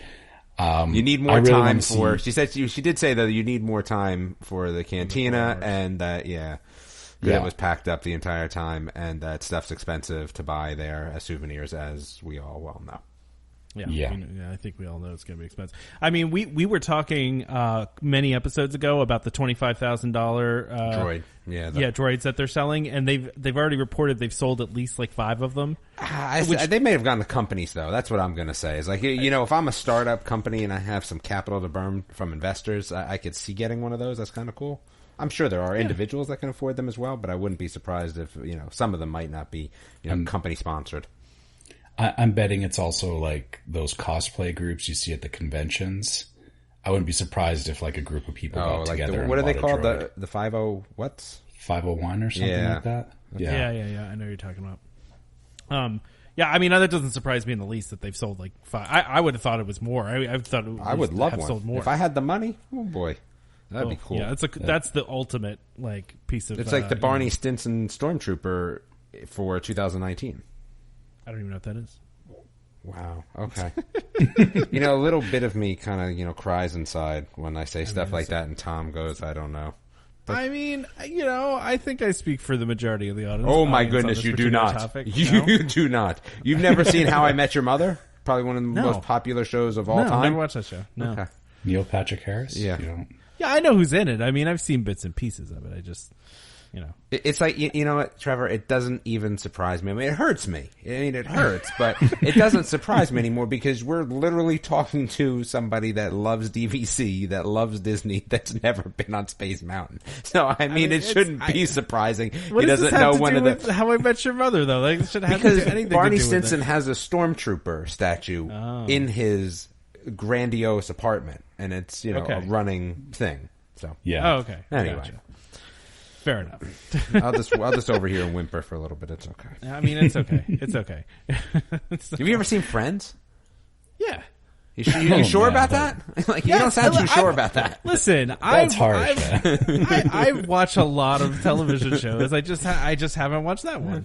Okay. So I mean, that's just not one I've gotten into. I know lots of people like it. It's just not one that's my favorite. So, but anyway, I don't know how we got talking about this. This is crazy. But yeah, so thank you for the email, Gina. Let's talk about the new restaurant at Riviera, because I'm excited about this. I don't know who wants to read this. Terrace, is that what it's called? Yeah, Topolino. Is it Topolino? I'm excited about new food. Yeah, but again, am I excited about new food and characters? I don't know, but it's, you know what? It only looks characters good. for breakfast. It's only characters for breakfast. Yeah, I mean, looking at some of the selections that they listed out so far, looks pretty good. Let's see what we got. So it's open right now for reservations because we're 180 days out. But the breakfast is going to have Mickey Mouse, Minnie Mouse, Donald Duck, Daisy Duck, who will have outfits unique to that Disney resort. So that's pretty cool that they're going to have those characters. I'm trying to think what meals you can actually meet them at. Chef Mickey's, obviously, but Mickey shows up at Garden Grill. But I don't know what other character greetings do they show up at. I think that might be it. I think the more interesting one here is Donald and Daisy, because there's the one in Animal Kingdom, Tusker House, I think. Yes, yeah, which is really good food, by the way. Yeah, Tusker's cool. But this looks interesting though. So, and at dinner it goes. So it's breakfast is the character, kind of like Ohana in a way, where it's only breakfast is characters, and then for dinner it's a regular restaurant. So from 5 o'clock to 9 o'clock, it's a signature dinner. Oak grilled meat, seafood and pasta dishes, rigatoni with braised chicken, charred artichokes, creme fraiche. Yeah, I said that right. Okay, whatever. He will when he edits it later tonight. Don't worry. I'm just gonna edit it out. Yeah, it's just you'll never hear this. Exactly. I edit out all of our mistakes. Don't you know that? It sounds good though. Yeah, it sounds really good, and the view, it looks like it's going to be amazing too. Yeah, because you're gonna get a view of Epcot and Hollywood Studios from the roof. Mm-hmm. That's going to rival Top of the World. I mean, it has to, because you get 2 parks instead of 1, right? I mean, it looks really cool to me. The resort, and I drove by it when we were there 2 weeks ago. First of all, it looks massive when you see it in person, but it's a beautiful looking resort on the outside, and it's a tall resort, so you're going to get really good views of those 2 places, and it looks like it has a nice outside viewing area, but the inside of the resort, the inside of the restaurant looks really nice too. So I'm excited for this one. Like I've said before, I'm not going to buy at Riviera, but I'll stay there and I'll eat there for sure. I mean, and anyone can eat there. It's not that you have to stay there to eat there. So I'm actually, as we speak here, I'm sending this over for my November trip to see if I can get my friends to get us reservations when those 180 days rolls out. Well, it doesn't open until December 16th, so that's brutal. Yeah. I don't like you that. gotta wait till next year. Yeah, I don't like that at all. Yeah, none of us are going to be able to try this out this year. That's a shame. Wait, who's going after November? Tom, aren't you going again? I don't know yet. We might try to do a trip because our annual passes expire in June of next year, so we'll probably try to do a trip in the first 6 months of next year. Gotcha. Just to use the passes one more time. So I don't know that we haven't scheduled anything or figured anything out. It just makes sense to go another time to use those passes again. Of course. So, yeah. So that's where Disney gets you, but I don't know if it's a get you. I mean, no, it's not. But I think it's smart planning on your part if you have the time. Oh, for sure. Because it's funny because I was talking to my boss and I was like, yeah, she was like, where are you going on vacation? I told her, and then I was like, yeah, but we're going again in October. She's like, you're going twice? She's like, how do you afford that? She's like, I know how much money you make, She's like, how are you affording that? I'm like, really, all I'm paying for is to get myself there and for food, and that's it. So, because the room's already paid for, the tickets are already paid for. It's just from there. It's just the food, basically. So, and that's what it'll be next year, if we go before the annual passes end. So. Yeah, that's kind of our November trip. Since we paid for everything in January, it's real easy to justify another trip with the annual pass. Exactly. Yeah. So, who wants to talk about this thing that has everybody really mad? See, so this next topic doesn't actually affect me at all. So, me either. Yeah, I wasn't mad about this, but a lot of people on Facebook were certainly mad about it. But I'm Canadian, so it affects me even less than you. Oh, that's a fair point. A fair point. Damon, was this the thing that you said you actually liked? I mean, I don't mind this, but I don't think this was it. But again, I don't remember. Maybe something else. But I mean, I don't understand what the big deal is. So what do we have here? There's a special 4th of July event at Top of the World Lounge, right? It costs $110 per person, closed to other members, and people are upset because they're closing the DVC Lounge on the 4th for a special event that you have to pay for. I mean, is this what people are upset about? Yeah, people Why? are mad because they booked specifically at Bay Lake Tower so they could watch the fireworks on 4th of July from there, and then a month before a couple weeks basically before 4th of July, DVC's like, no, it's going to be closed for a private event. That's why people are mad. I mean, I get that being mad. I don't think I ever really do anything at Disney that, like, I'm so hell-bent on needing to do, especially something like that. I mean, I guess I would be a little disappointed, but, I mean, it is what it is, right? It's not a deal breaker, really. It's not a deal breaker for me, but I can totally understand how some people would be upset. And here's kind of how I look at it. Let's say I'm a DVC member. I have 100 points, right? And I'm planning trips in terms of 3 years rather than every year, right? Then I could kind of understand being a little upset, because if you're planning a 3-year sort of trip, right? Like borrow bank, right? Like sort of points to do this, and you're specifically doing it for 4th of July for that. I mean, maybe I'm a little upset. I mean, you know what I mean? I get that part of it, but I don't know. I mean, and what's it capped at? I think that's the problem. Is it already sold? I'm assuming at this point it's already sold out, right? I don't know. I actually haven't seen if it's sold out or not. But I mean, I'm assuming it's capped at the occupancy for Top of the World, which is like a couple hundred people. Well, and see, I think that's what it is. So if you were to tell me that today it's already capped out and people that wanted to do it couldn't do it, then that's different than saying that, hey, listen, it's unfortunate, but it's going to be this X amount of dollars per if you still want to do it, if they still have that option. Yeah, it is what it is. But I think sounds it's still cool. open last I looked. Yeah, no, it does. It sounds very cool. Mm-hmm. And I guess thinking about it that way too, so imagine the flip side where they didn't have a paid for event on the 4th of July, and you have all these people that, like you were saying, lining up at the door. Yeah, pretty much. and then it hits capacity, and then there's all these people thinking that they were going to get in that day, and then I think it's a lot worse to find out in the moment versus knowing. Well, and maybe that's what they're trying to stop, right? Because at the end of the day, you're right. Like, you are not going to go to the park and not be let in on a regular day, right? Like, that's not going to. You're not going to get Wally Worlded at the park.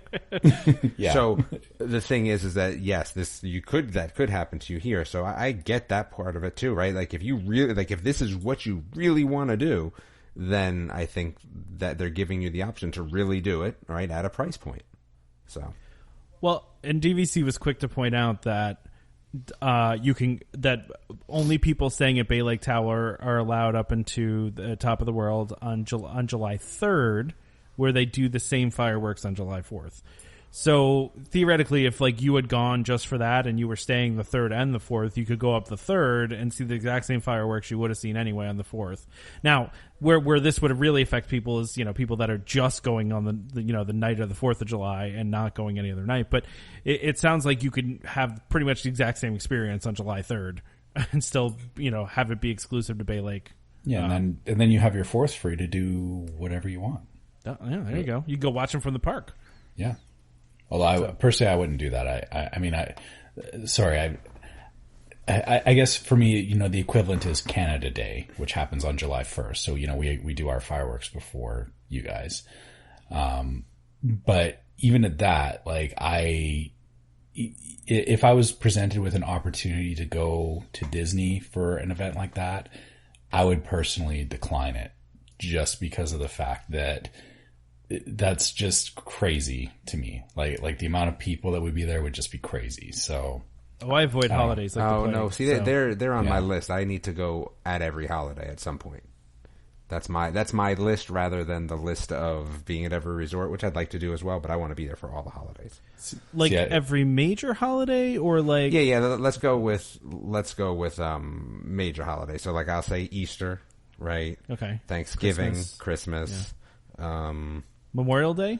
No, 4th of July, though. 4th of July? Okay. Yeah, I'm trying to think about what else outside of that is really... New Year's? I don't want to, but yeah, it's got to be on the list, unfortunately, right? I truly don't want to, but if you're talking major holidays, yeah, so we'll go with those 5. I mean, that's if you're going to do it, it'd be cool. It's like going to New Year's in Times Square. Like you do it once, if you can do it. Like it's a bucket list thing. I mean, not that I've done it and I don't want to do it, but it's that kind of thing. It's it's going to be crowded, it's going to be rough, but it's an experience in and of itself, right? So yes. All right. Well, like I said, I understand why people are mad about this. Disney could have given more notice about it, but the nice thing is if you're staying there the day before, you can at least go up on the 3rd and get the same fireworks experience. So that's good. So let's talk about this other piece. So the reservation system is ending at Disneyland. It actually, by the day that this comes out, the reservation system is over. So if you're listening to this right now, they're done with reservations, and now we're on the virtual queue system. Reservations for what, Tom? Galaxy's Edge. Okay. I'm sorry. I thought I said that. You didn't. So that's okay. Just keep me honest. There's no more reservation system for Disney resorts at all. But that's the only thing that we should be reserving anyway. So that's right.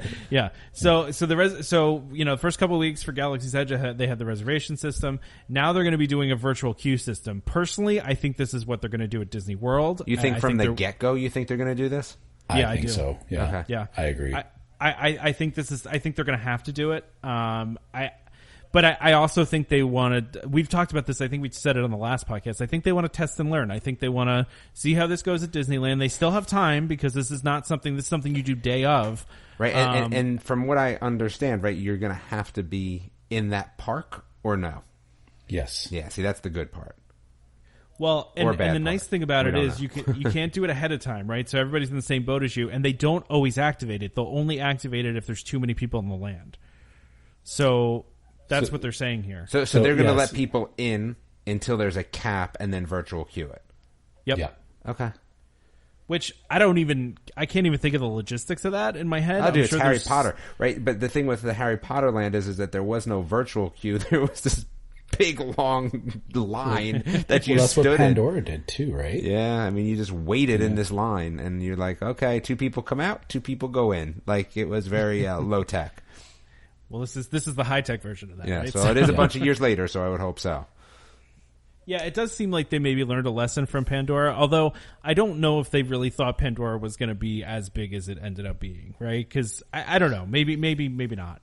But maybe that's just they didn't have the capability of doing it this time, and maybe they've been planning on doing this since they announced Star Wars, and they probably knew it was going to be rough. See, but I look at this and I go, the problem with this is that there's going to be people that literally sit in Star Wars land all day, right? I'm concerned that while this sounds like a great idea, you're going to get people that just sit all day, especially in the beginning. Just go and ride Smuggler's Run, and then just hang out. Yeah, and just straight they're not up going to kick out. people out, right? Well, that's where it becomes more of a problem. That's kind of a little bit what happened with Harry Potter. Is like, man, you're in this line and you sit there for half an hour and 2 people leave.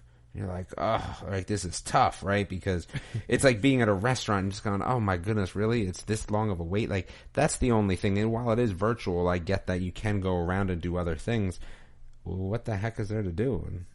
Well, further to that is, they've now got that system in with everything is tier 1 for all the rides in Hollywood Studios. So, I mean, the problem with that is that it's, if you don't get to Galaxy's Edge right away, you're in the queue, but then you get one fast pass. So you're either sitting outside doing nothing or being in Star Wars. And the thing is, once you get in Star Wars, you're probably a little bent for however long it had to take you to get in, that you're not leaving.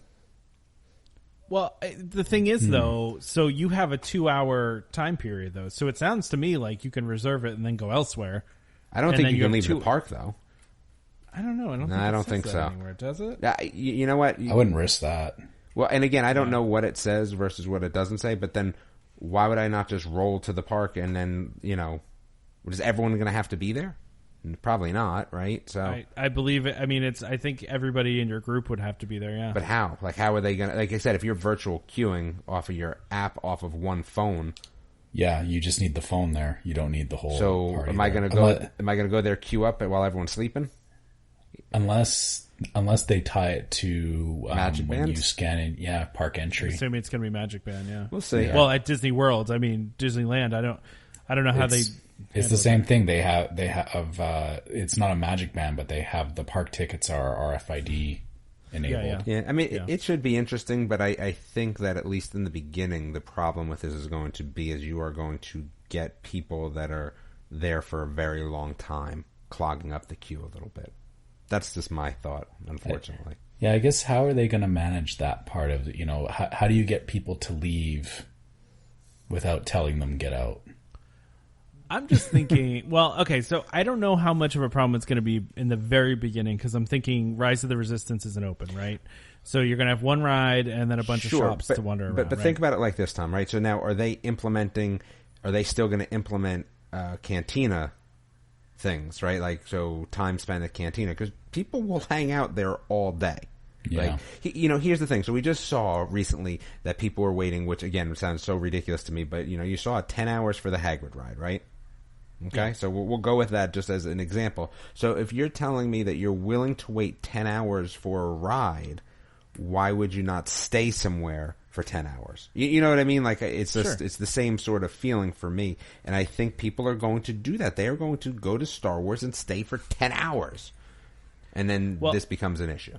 It's worth pointing out that for the Cantina and for the lightsaber workshop, there's going to be reservations required. So still for the Cantina. Yeah, for the Cantina and for the lightsaber building, you're going to have to do reservations. And yes, so the lightsaber building though has an end point. Is the Cantina going to have an end time for you as well? Like where there's a certain amount of drinks, and then like they were doing before, sort of thing. Yeah. Yeah, it doesn't say, but I mean, they could just be not saying that. I mean, I don't know. I don't know. Yeah, I gotta wonder if maybe that's how they're gonna kind of push is instead of, so you'll have the queue to get into the land. Yep. But then when you're in there, maybe there will be some restrictions around, like number of times you could ride, times in Cantina. That would be fine. So you're giving people a little bit of a less stressed experience, but at the same time, you're kind of keeping them out of hanging out all day, which is, what I'm getting at. Yeah. Yeah, that's interesting. This is a far more complex thing than I initially And I'm sure realized. that Disney has thought about all of this, right? Yeah. Like we are not bringing up anything that's new to them. So for sure. And I find this interesting. I was just reading through the details of this. So you have to book with credit card guarantee, right? So kind of like when you do dining reservations. And I'm seeing you have to book here what with credit card guarantee? The reservations for the Cantina and for the lightsaber. Okay. For the building, but if you don't show up for the lightsaber building, they charge you $200. But let's say you can't get in. Wow. Are you saying that everyone that has a reservation will be able to get into the land regardless of this queuing? So only same day reservations can be made. So I'm assuming they have some sort of way of knowing that you can get into the land, or maybe they'll let you in. Maybe you can just have a reservation for those things and get into the land. I don't know. So now all of a sudden, right, this gets a little interesting, right? Because now it's a little bit of a pay to play if we're going that route. So okay, so again, I'm just going to think about this. This is not what Disney's doing. This is just a thought process, right? So let's just say that we have a bunch of people that are going to stay 10 hours and just hang out there, especially in the beginning. And I really want to get in. Well, I can make a reservation at the Cantina or do lightsaber, and I'm definitely in. Well, I just found these are all spot theories. On here. These are all theories. No, it's not a theory. So I've read some more details. Reservations for both experiences, so the Cantina and for the building, will allow access into Star Wars Galaxy's Edge at the time of reservation. So it will not be necessary to join a boarding group, which meaning the virtual queue. So basically, if you make a reservation for either one of these, you can get in without doing the virtual queue. But the thing is, the lightsaber stuff, though, it's only one extra person per lightsaber bill, right? 2 people max. Is that what it is? If I remember correctly, I think it is. Well, they do. I think it only is like 13 people at a time in the room that they do. No, but what I'm saying is, like, if I book for myself, let's say I book for myself. Yeah. Well, let me say I book for my kid. I can go with them, but that's it. The whole family cannot go. Oh yeah, no. Yeah, so they only let in like one person accompanying that other person. So here's the question. So let's just say I have lightsaber building experience, right? And I booked it. Does my whole family get in, or just the 2 of us? Doesn't say that. These are all interesting questions. It is. Yeah, I would think it would just be the 2 of you, but yeah, that was what I would think too. Yeah, wouldn't that be annoying? Yeah, but it's an interesting scenario, and like you said, it's kind of pay for. But again, I'm sure they've thought about all this. I just think we just don't have all the information yet. Yeah. But that's also why I think we don't know if that's what they're going to do at Disney World yet, right? They want to work out all these kinks. A lot more people at Disney World. That's why they want to work out the kinks first, you know? I don't think the land's going to be any bigger, but there's a lot more people involved, so. It's true. Yeah, it's true. Well, okay. Well, I think anything else you guys want to mention about that? I think, no. I think it's interesting. Yeah, I'm just going to keep watching what goes on at Disneyland here over the next couple of weeks because, yeah, that's really going to... I think that's going to shape a lot of what we see in August in Hollywood Studios. Agreed. Yeah, and so far it seems like it's gone pretty smoothly, so we'll see.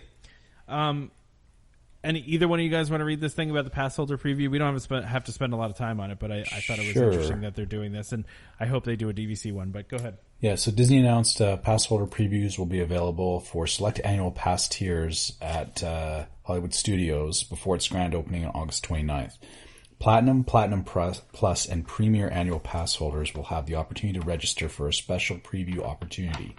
Although specific dates have yet to be announced, the rumor suggests that the preview dates would begin around August 11th, and capacity is limited and will be available on a first-come, first-served basis. So, this knocks out a lot of DVC people. Because DVC members often buy the gold passes as opposed to the higher-end passes. Yep. Well, that's what I did, but That's what I did, too. I have a gold pass, yeah. I mean... Yeah, I'm not mad about this, you know. Me either. That's fine, you know. If you're willing to pay for a platinum, you get to get into Galaxy's Edge before the rest of us. Do I care that you got in before I did? No, I don't. Because I'm still going to get in there later. Exactly. But I want, David, what do you think about this? Because I know you're like first day, want to be there. Like this doesn't bother me because if I wanted to do this, you knew that this was going to be coming, right? Like if I felt that this was such a necessity for me. There's there's absolutely nothing stopping a DVC member for buying Platinum Plus. Mm-hmm. No, absolutely not. That's it. Yeah, you're totally right. Yeah, and I mean, that's the thing about it. I don't know if they'll do a DVC preview event or not. They certainly haven't announced one, but, you know, I know DVC members would like to see one. That'd be nice, but I don't know if we will or not. I don't think it's feasible, honestly. I think, you know, as much as they want to appease DVC members, it's also, again, we keep, you know, saying this is, like, I get the whole point of, you know, feeling special and, you know, being the first one in, but we also have the opportunity where, you know, we can be there in a year or 2 years or 3, like it's, I don't know, offering it to DVC members, it's like, yeah, it's a nice perk, but to assume that every time a new land opens up that we get some kind of premier access to that, I don't think that's fair to assume that for DVC. Yeah, no, I would agree. Yeah. All right, well, that's all I got on that. I don't know if you guys have anything else, but we can move on to some rumors and finish this thing up. And let's, Damon, do you want to talk about, since you're here, do you want to talk about your wolf experience before we talk about rumors? I got lots of things to talk about. Why don't we finish the rumors up first, and then I'll talk. Okay, we can end with you if you want. Yeah, that'd be easier. Cool. All right, well, let's talk about, I'm excited about this if this turns out to be true. Now, this is being reported by WDWNT as fact. I'm reporting it as rumor because Disney hasn't said anything yet. But according to sources on the project of the Epcot Preview Center that's being built in the Odyssey, the Rainbow Corridor will return. Basically what that was part of ImageWorks in the Imagination Pavilion and the original, Journey into the Imagination. So you guys might remember that if you rode that ride, and it was just a rainbow tunnel that you walked through. Yeah, it was cool. But what's that? I never got got to experience it. I think I did when I was a little kid, but I don't really remember it because I think it was gone by the time I got older. But I mean, I've always seen pictures of it, and it's always seemed really cool. And I the original ride, everybody really holds in a high regard. So. I think it's cool that they saved this and they didn't just destroy it because everybody assumed it just got destroyed. But 82 to 92, saved it. by the way, just in case you're curious. 82 to 92. 82 to 92 was when it was there. Yeah. So I would have been there during that time period, but I'm trying to. I mean, I don't. I was going to Disneyland at that time. So. I think it's cool when they pull out these old nostalgia things, though. I mean, people will go crazy for this. This will be like one of those Instagrammable things that, right? I mean, it's the new Instagram wall for sure. Yeah, it's the new Instagram wall. I mean, the purple wall, whatever. I don't get the Instagram wall thing, but you know, whatever, do what you want, right? So, I don't care about it. I wouldn't go and take a picture in front of a purple wall because it's a purple wall. But I'm sure this will be a highly Instagrammable thing. That's my guess. I don't know. So, I think that one is kind of just like this is the little rumor. I think the bigger rumor is Country Bear Jamboree, right? Yes. Yeah. Who wants to read that one? I just read one, so you guys go. All right. So the rumor right now is that Country Bear Jamboree will be taken out of Frontierland and replaced with a Woody's Roundup marionette show. So kind of, if you remember in Toy Story 2 when they showed like the old-fashioned puppet show with Woody and Jessie and everything, it sounds like they're going to do an audio animatronic version of that to replace the Country Bear Jamboree, which this brings up a lot of questions and a lot of why, I guess. A lot of why. Yeah. Corporate synergy, Trevor. Yeah. So the first thing or the first obvious question that comes up with this is, we already have Toy Story Land. We've already got Buzz Lightyear in Tomorrowland. We've got why do we need another Toy Story attraction specifically? Do we need more Toy Story? Yeah. To be fair, it fits in with the theme of Frontierland at least. It does, but I feel it's a bit of a stretch if they were going to do this. No, because the whole show that it's based on is a Wild West frontier-y thing with the prospector and everything. So I agree with Tom. It 100% fits in.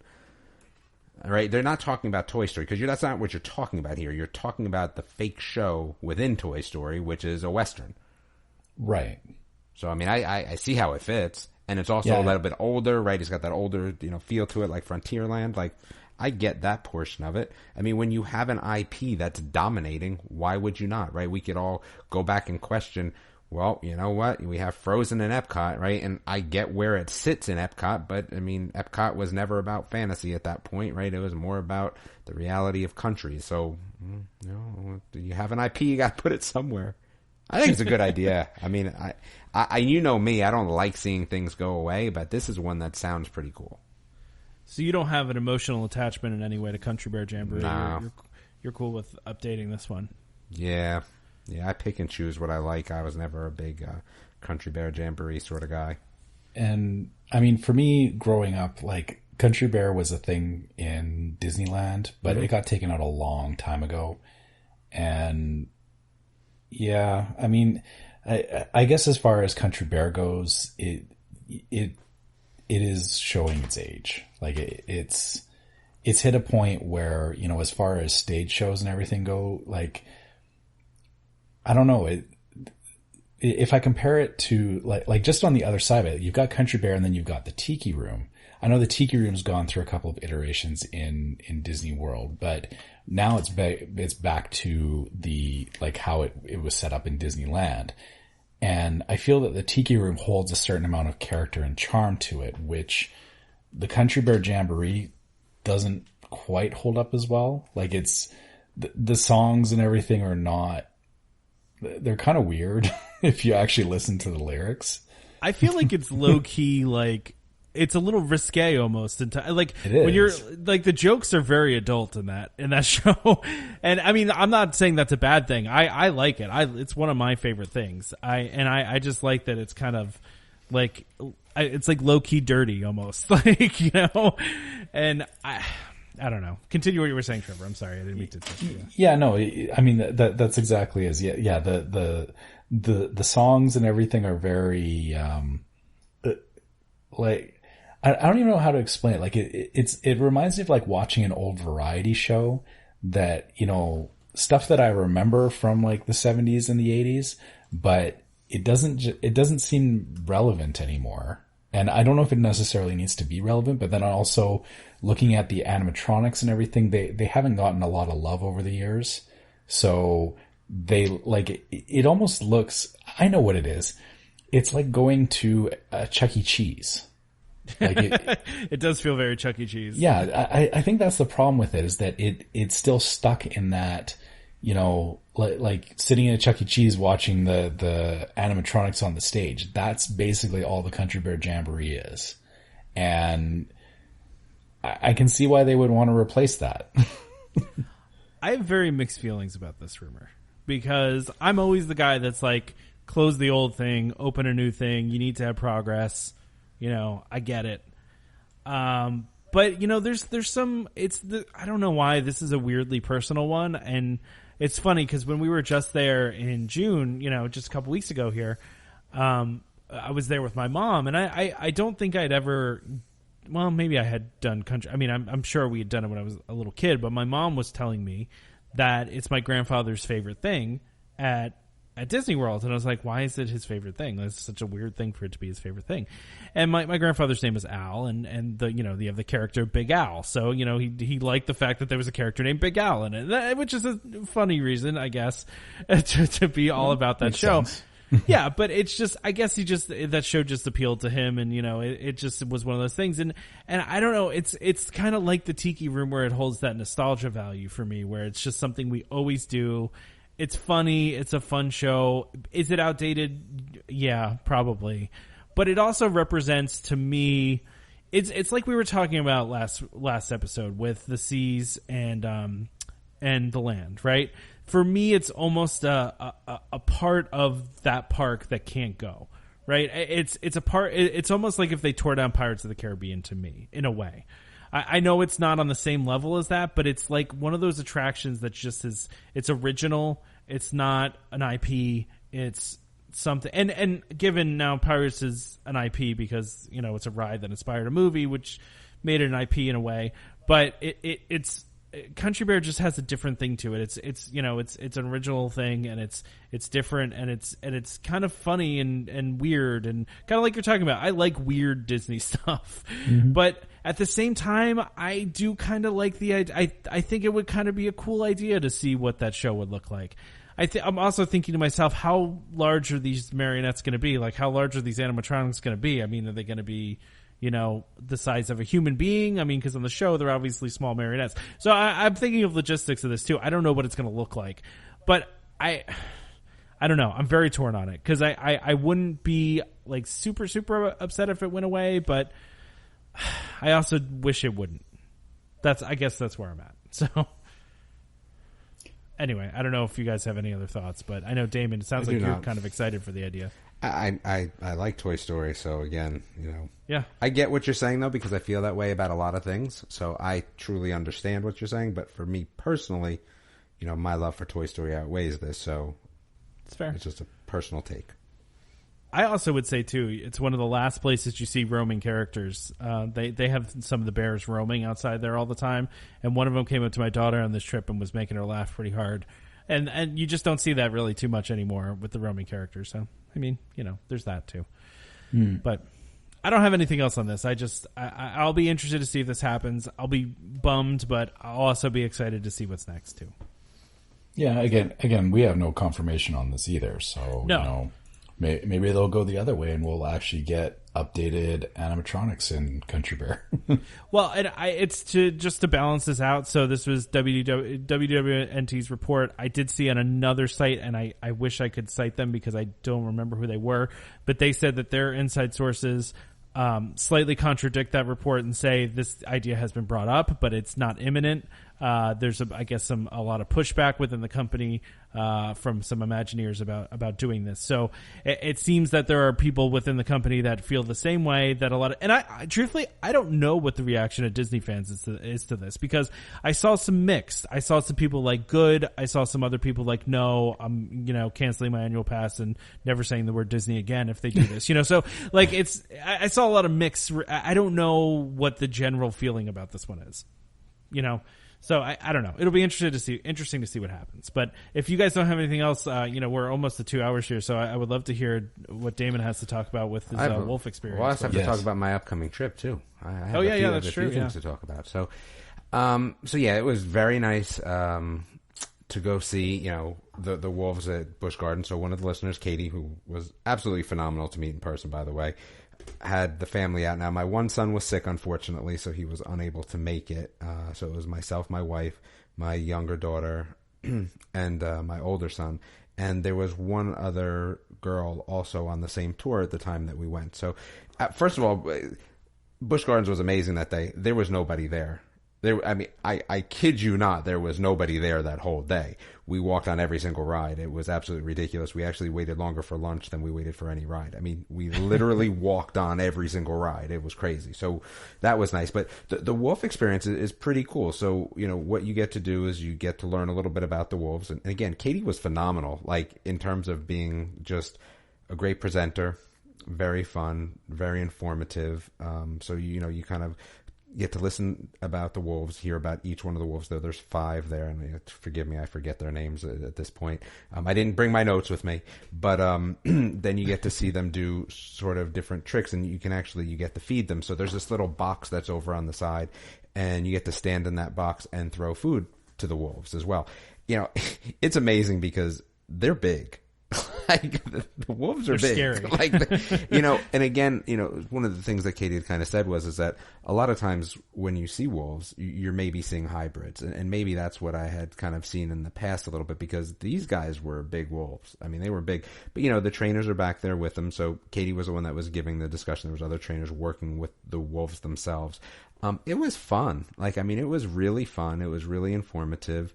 And again, I think they do a good job at helping you understand about, the wolves. And I actually learned a few things about, the bite power of wolves. And they had this food, metal, stainless steel food thing that one of the wolves had played with. And you're like, okay, yeah, there's puncture holes in that. It was fun. My daughter had a great time. They asked questions, then they got answers to. But I think feeding the wolves was, very fun for them. And, the wolves are, they're trained so well. They really are. So wow. It was super enjoyable. And after the show, she actually stayed with us, and we spoke Disney for a while as well, which I thought was nice. Yeah, and she's a very, very nice person. And, my family and everyone here appreciates, the time and the effort that you took out for us. So, it's definitely well worth it and super enjoyable for us. So big thank you for her. I didn't have any hats at that point.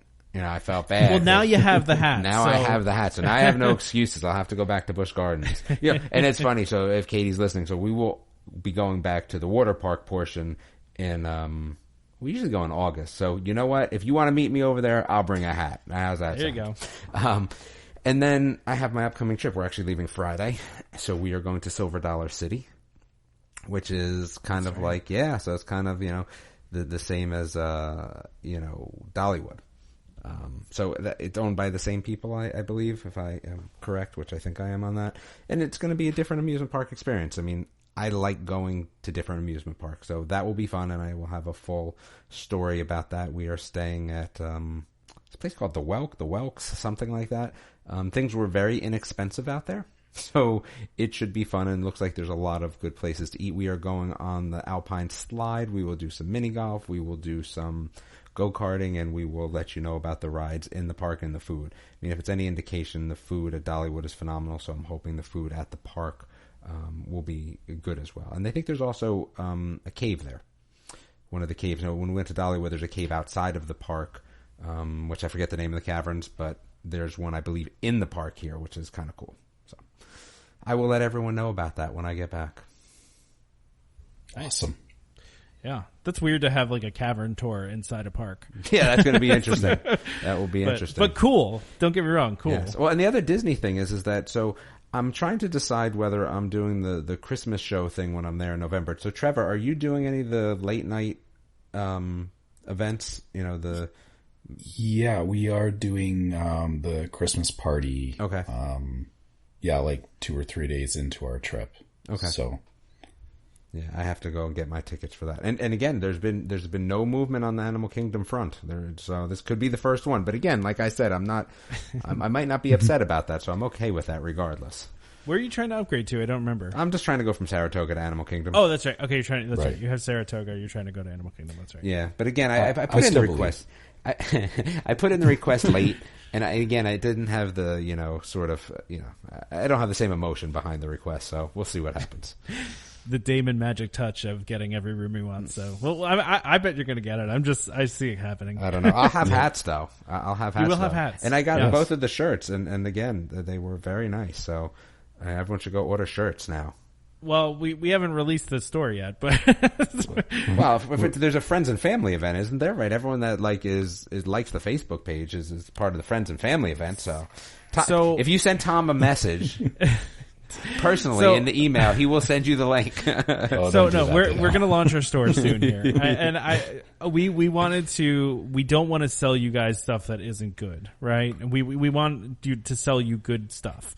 So we were waiting to release the store until we got our own shirts and made sure that they were good quality enough to sell to everybody. So we can announce that we have a store. We will be releasing that out. If you are wanting to go buy something right now before we put the link out there, you can go on to teepublic.com, search for Welcome Home. Our store will come up. You can buy some shirts. You can buy some hoodies. You can buy a phone case with our logo on it. You can buy, a baby onesie with our logo on it. I mean, there's all sorts of weirds. A pillow with it on there.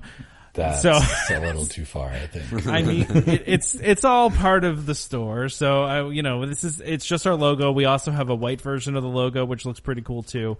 So if you do want to buy something now, go ahead and do it. We'll put it out there.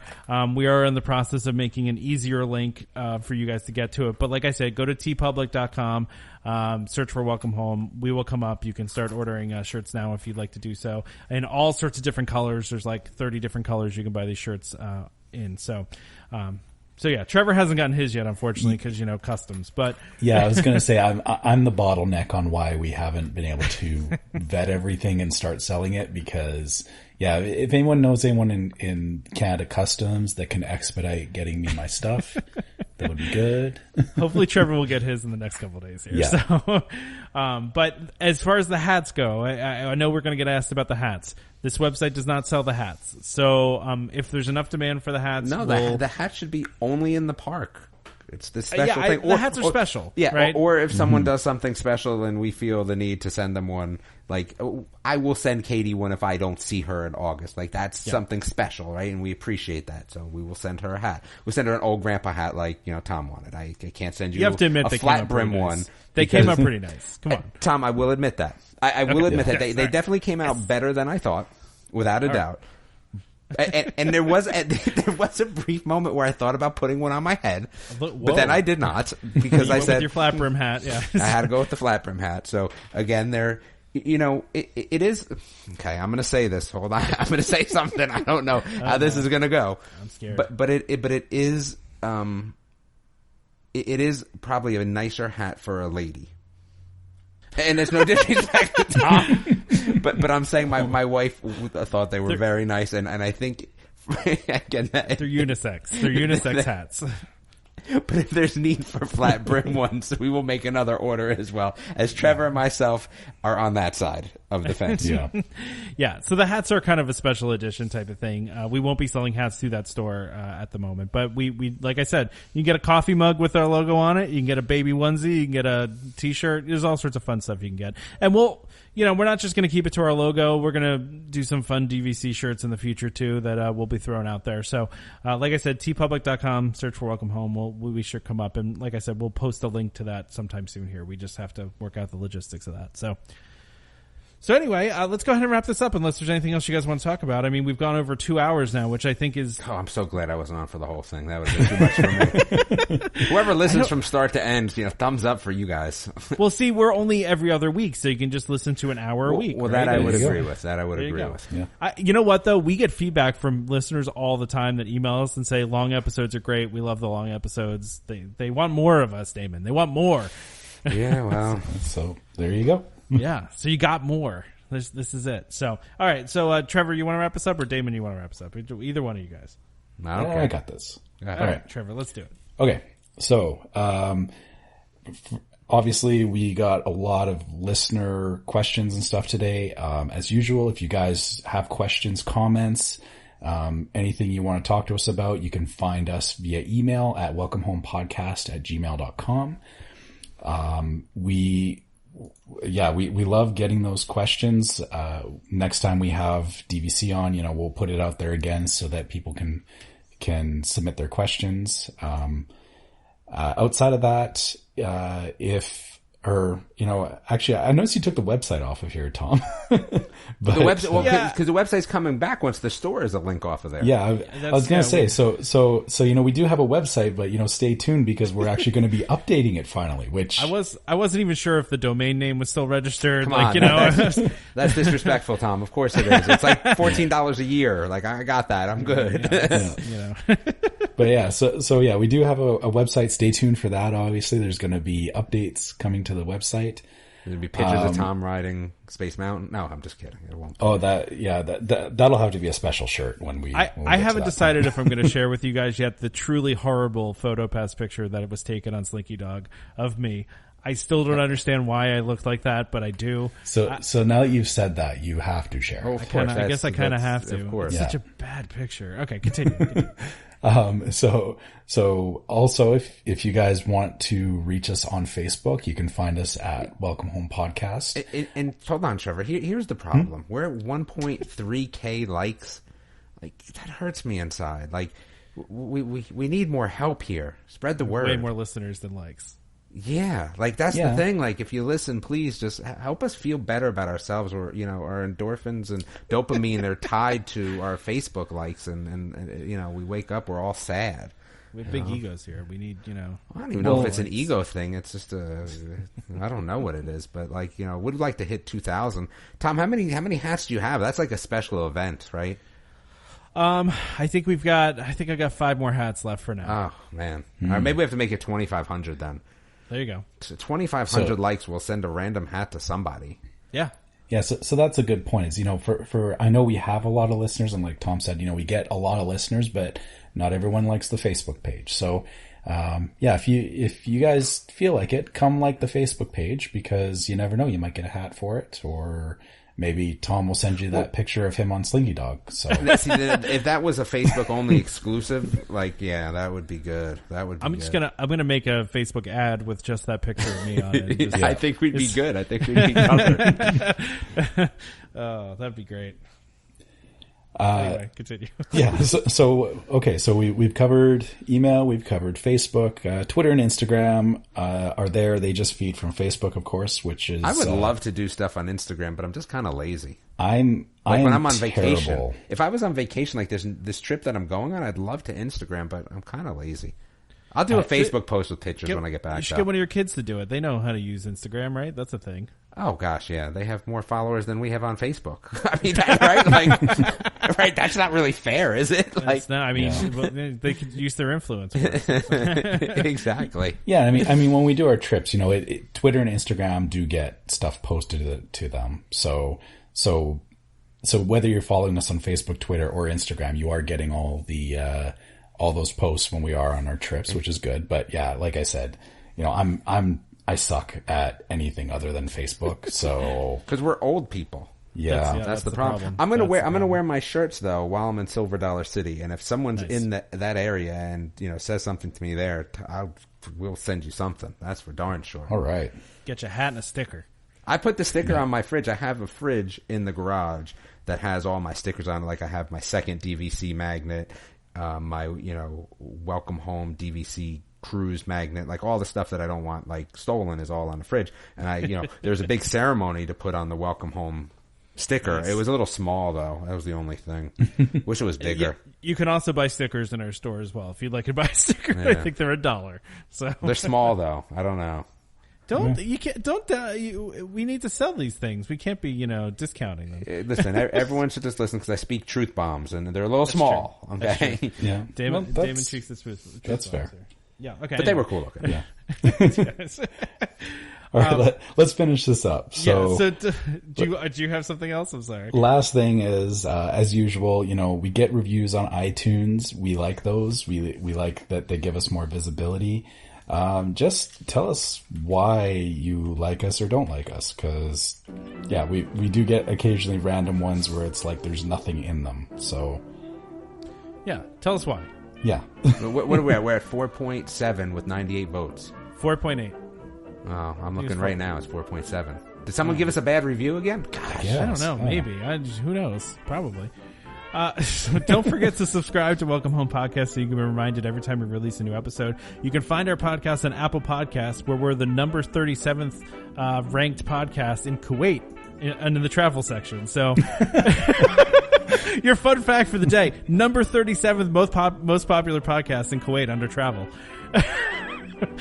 You can also find us on Google Play Music, Google Podcasts, TuneIn, Stitcher, Spotify. Any place you can find podcasts, you can find us. Just search for Welcome Home. Just a reminder to our listeners, Welcome Home Podcast is for entertainment only. We are not employed by the Walt Disney Company, and as such, any opinions we express on this show are our own. So please consult a DVC representative, a DVC Resale Market, a cast member for more information about anything we talked about today. Thank you to DVC Resale Market. Huge thank you to Derek and Marissa for joining us again on the show today. Please, reach out to them. Any additional questions we didn't get answered today. And again, thanks to them for sponsoring this episode as well. So join us next time for more Disney Parks discussion. Of course, more DVC talk. We hope to see you all real soon.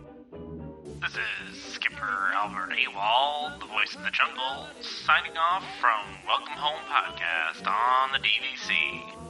We do a huddle when we hit a chair.